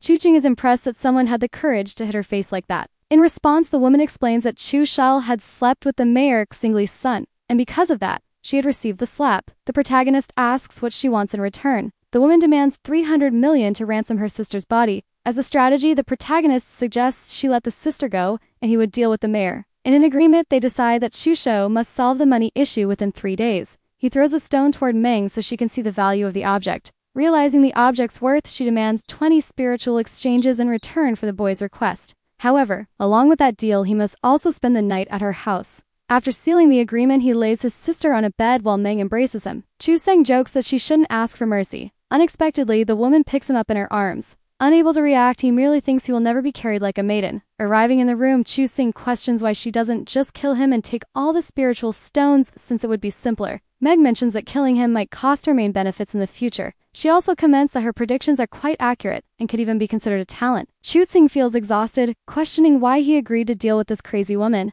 Meng appears with a siren in her hand, asking if he has rested enough. Rising from the bed and striking with his yellow sword, he runs after her, attacking in response to the situation. Furious, he says he will take his sister, and if she disagrees, he might die, but he will kill her too. Overcome with anger, he leaves the room and takes his sister out of the building. Meng is fascinated, finding the protagonist's behavior extremely interesting. Arriving home, the two are approached by their father, who questions if they know what time it is and what happened to the sister's face. Chu-Seng fabricates a story saying the police had called to inform him that his sister had been kidnapped but that she was fine. The father, confused, remarks that their family doesn't have money, so why would anyone kidnap her? The son counters, stating that many girls have been victims of kidnappings lately. Accidentally, the man mentions that something happened at their mother's company. Chu-Seng asks what happened to the company, but the father prefers not to comment and tells him to shower and go to bed. Intrigued, he decides to make a call to try to find out when it happened. The girl wonders if it was related to her, perhaps due to the debt involving the love between Chu-Seng and Tang Zhang. Burdened by all these problems, he eventually succumbs to sleep. The next day, Chu-Seng decides to visit his mother's company.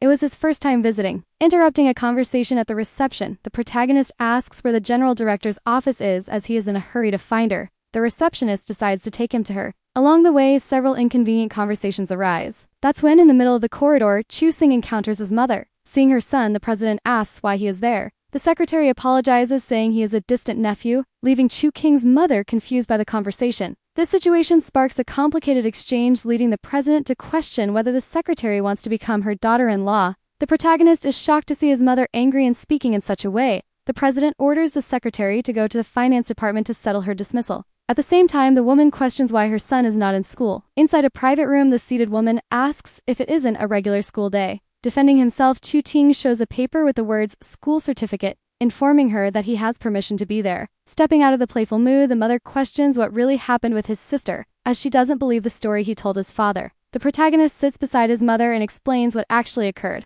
The president, incredulous, questions the boy's courage for entering that kind of place. Kane tells his mother that he and his sisters are fine, while remembering that he'll have to deal with the remaining problems alone. Using his power, he licks water from a glass, shows his mother what he can do, and returns the water to the same glass. With this gesture, the protagonist wanted to show his mother that he was strong enough to protect himself and his family. The president, concerned, comments that she thought Yi Chengxi had changed her son. She didn't know there were other reasons. Continuing the conversation, Chu-Seng asks what happened to his mother's company, to which she responds that it's none of his business. At that very moment, Yi Chengxi unexpectedly opens the door, calling the president her mother-in-law. The woman allows her in, and Chu-Seng is left wondering what the girl is doing there. She defends herself by saying she heard the mother-in-law's company was in trouble and came to see if she could help. Meanwhile, in his mind, Chu-Seng wonders how he could find a weapon capable of using the Wayne Chu bullet. The girl comments that it would be very easy to find a weapon, and the protagonist then asks her for help. Trying to end the conversation, he mentions that he'll go check if Wallen needs anything. Yi Chengxi realizes he's trying to dismiss her,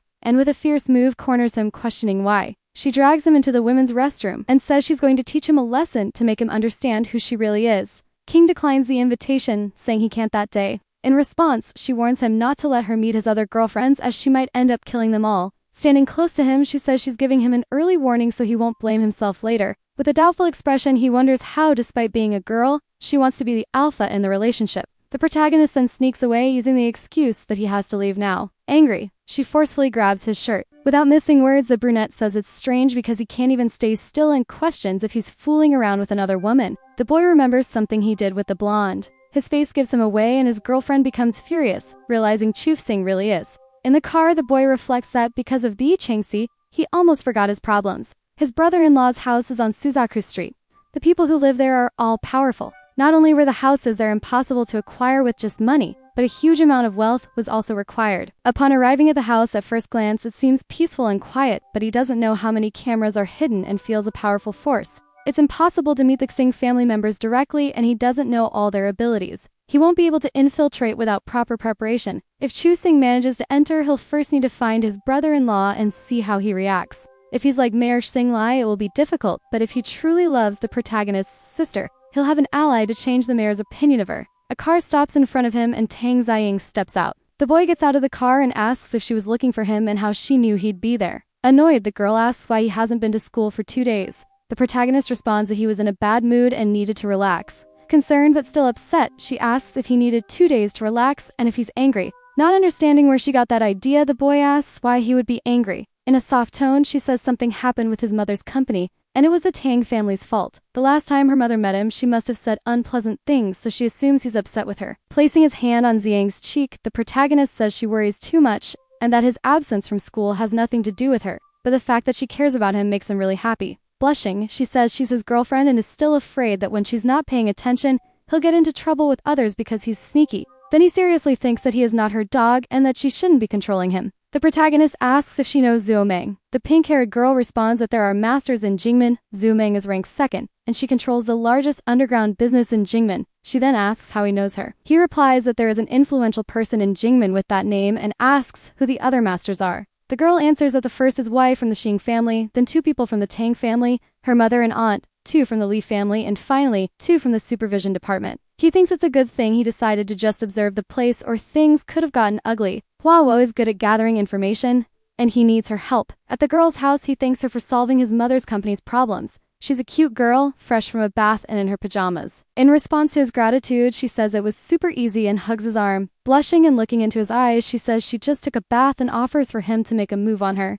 Ignoring her, the protagonist says he needs her help with some time later, while explaining what she should do, he concludes by saying that to keep his sister safe, he needs to break into the Xing family house that very night. The peach-haired girl warns him that the family is one of the richest and most powerful in Jingmen, so it won't be easy to get that kind of information, but she'll do her best to help him. She then asks what information about the Xing family he needs. As she types, he explains he needs the monitoring system for Suzaku Street, a Xing house alarm system, and an internal image of the house with a staff grid. Suddenly, a step is heard. He feels a terrifying presence behind him. Quickly drawing his sword, he points at the brunette. Lowering his weapon immediately, the boy asks why she is there. Very angry, she asks why she can't come and says she went to look for him at his mother-in-law's house, but not finding him there. Assume he was with the brunette and realize the lie. Both are in shock, and he even more so because he's been caught. Without any filter, Chuxing asks how she got in when he locked the door. Spinning the key, she responds that it's because she has the key. Irritated, he questions why she has the key. Embarrassed, the lowly admits she gave her the key. He walks toward the brunette, snatches the key from her hand, and throws it in the trash.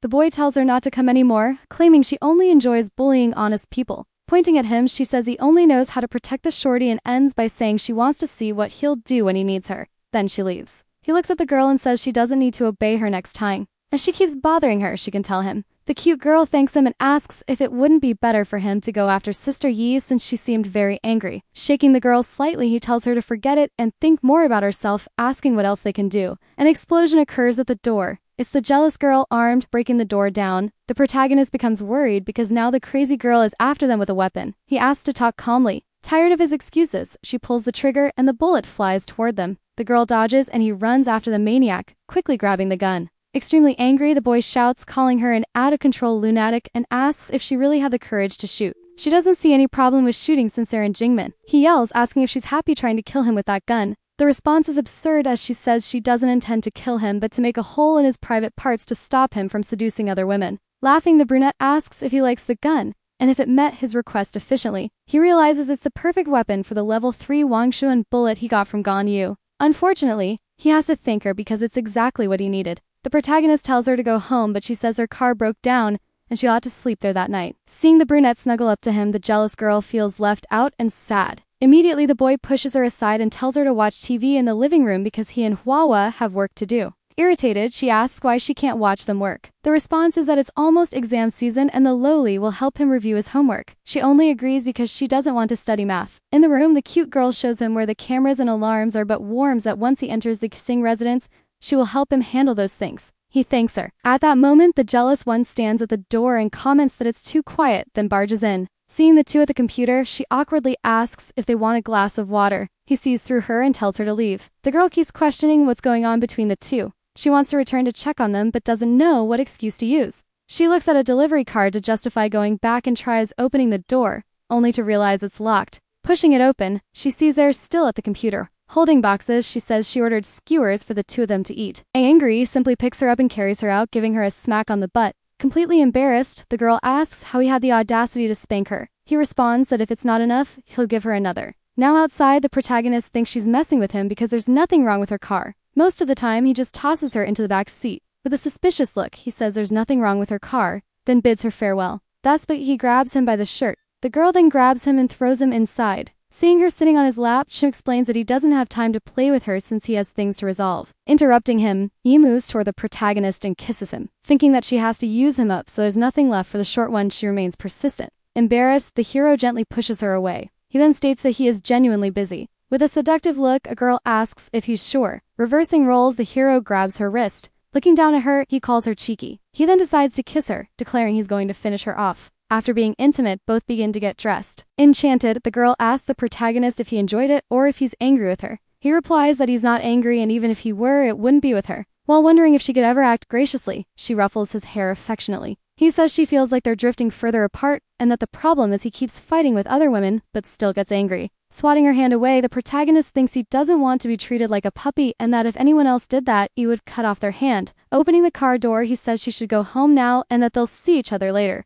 Annoyed, he asks if he's leaving right now. However, the boy glances back and begins to hesitate. He wonders if he should head to Hwahua right after being with Yi, and although it feels a bit wrong, he still needs to resolve the problem with his sister. Suddenly, Yi approaches the protagonist and smacks him on the butt, leaving him in total shock. Laughing, she says it's her revenge for his earlier smack and that she enjoyed doing it. She then tells him he's not like other men and that if he were, he wouldn't have caught her attention since she likes men who play hard to get, adding that one day he'll be chasing after her. True realizes she resembles the popular girls from his world, and no matter how many flings she has, she will end up in trouble. Walking away, he wonders if that's a good thing, or if it's just wishful thinking. At that moment, he calls out to him. Smiling, she asks if he can't be a good boy. The boy responds by questioning if she could be a good girl and marry him. He answers that she has no problem with that, but asks if he's underage since it seems too early. Akira retorts by asking if what they just did in the car was childish, leaving her completely flustered. Straightforwardly, he asks what she wants as a wedding gift. With a love-struck expression, she says she wants the entire city of Jimin.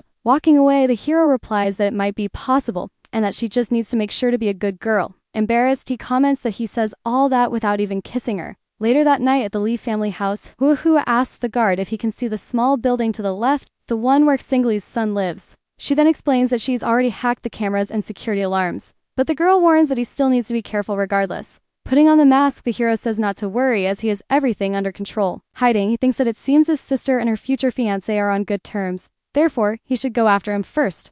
Waiting by the window, he ends up seeing something he didn't want to. Hiding again, he thinks that must be Miss Seeing You, and judging by the situation, they are really enjoying themselves. At that moment, he concludes that Sho must be upstairs. However, he notices something strange. Quickly, he climbs one of the trees. An elderly woman carrying plates of food is exuding some kind of mysterious energy. She then starts staring at one of the trees. Nervously, the hero grabs his walkie-talkie. Turning back, the elderly woman mutters to herself that no one seems to be there and comments that she must be getting more useless as she ages. She then states that the young master is barely eating, and if this continues, he might end up fainting. She realizes that even while hiding his presence, the old woman detected him and concludes that she must definitely be Singmin's #1 master. Sometime later, the protagonist's future brother-in-law is lying on his bed. He's looking at a picture of his beloved on his phone. Spying on him, she realizes that the boy must be Chow Tao, and judging by his expression, he's still in love with his sister. Quickly, he starts sneaking into the place. In front of a door, he uses his ability to open the handle.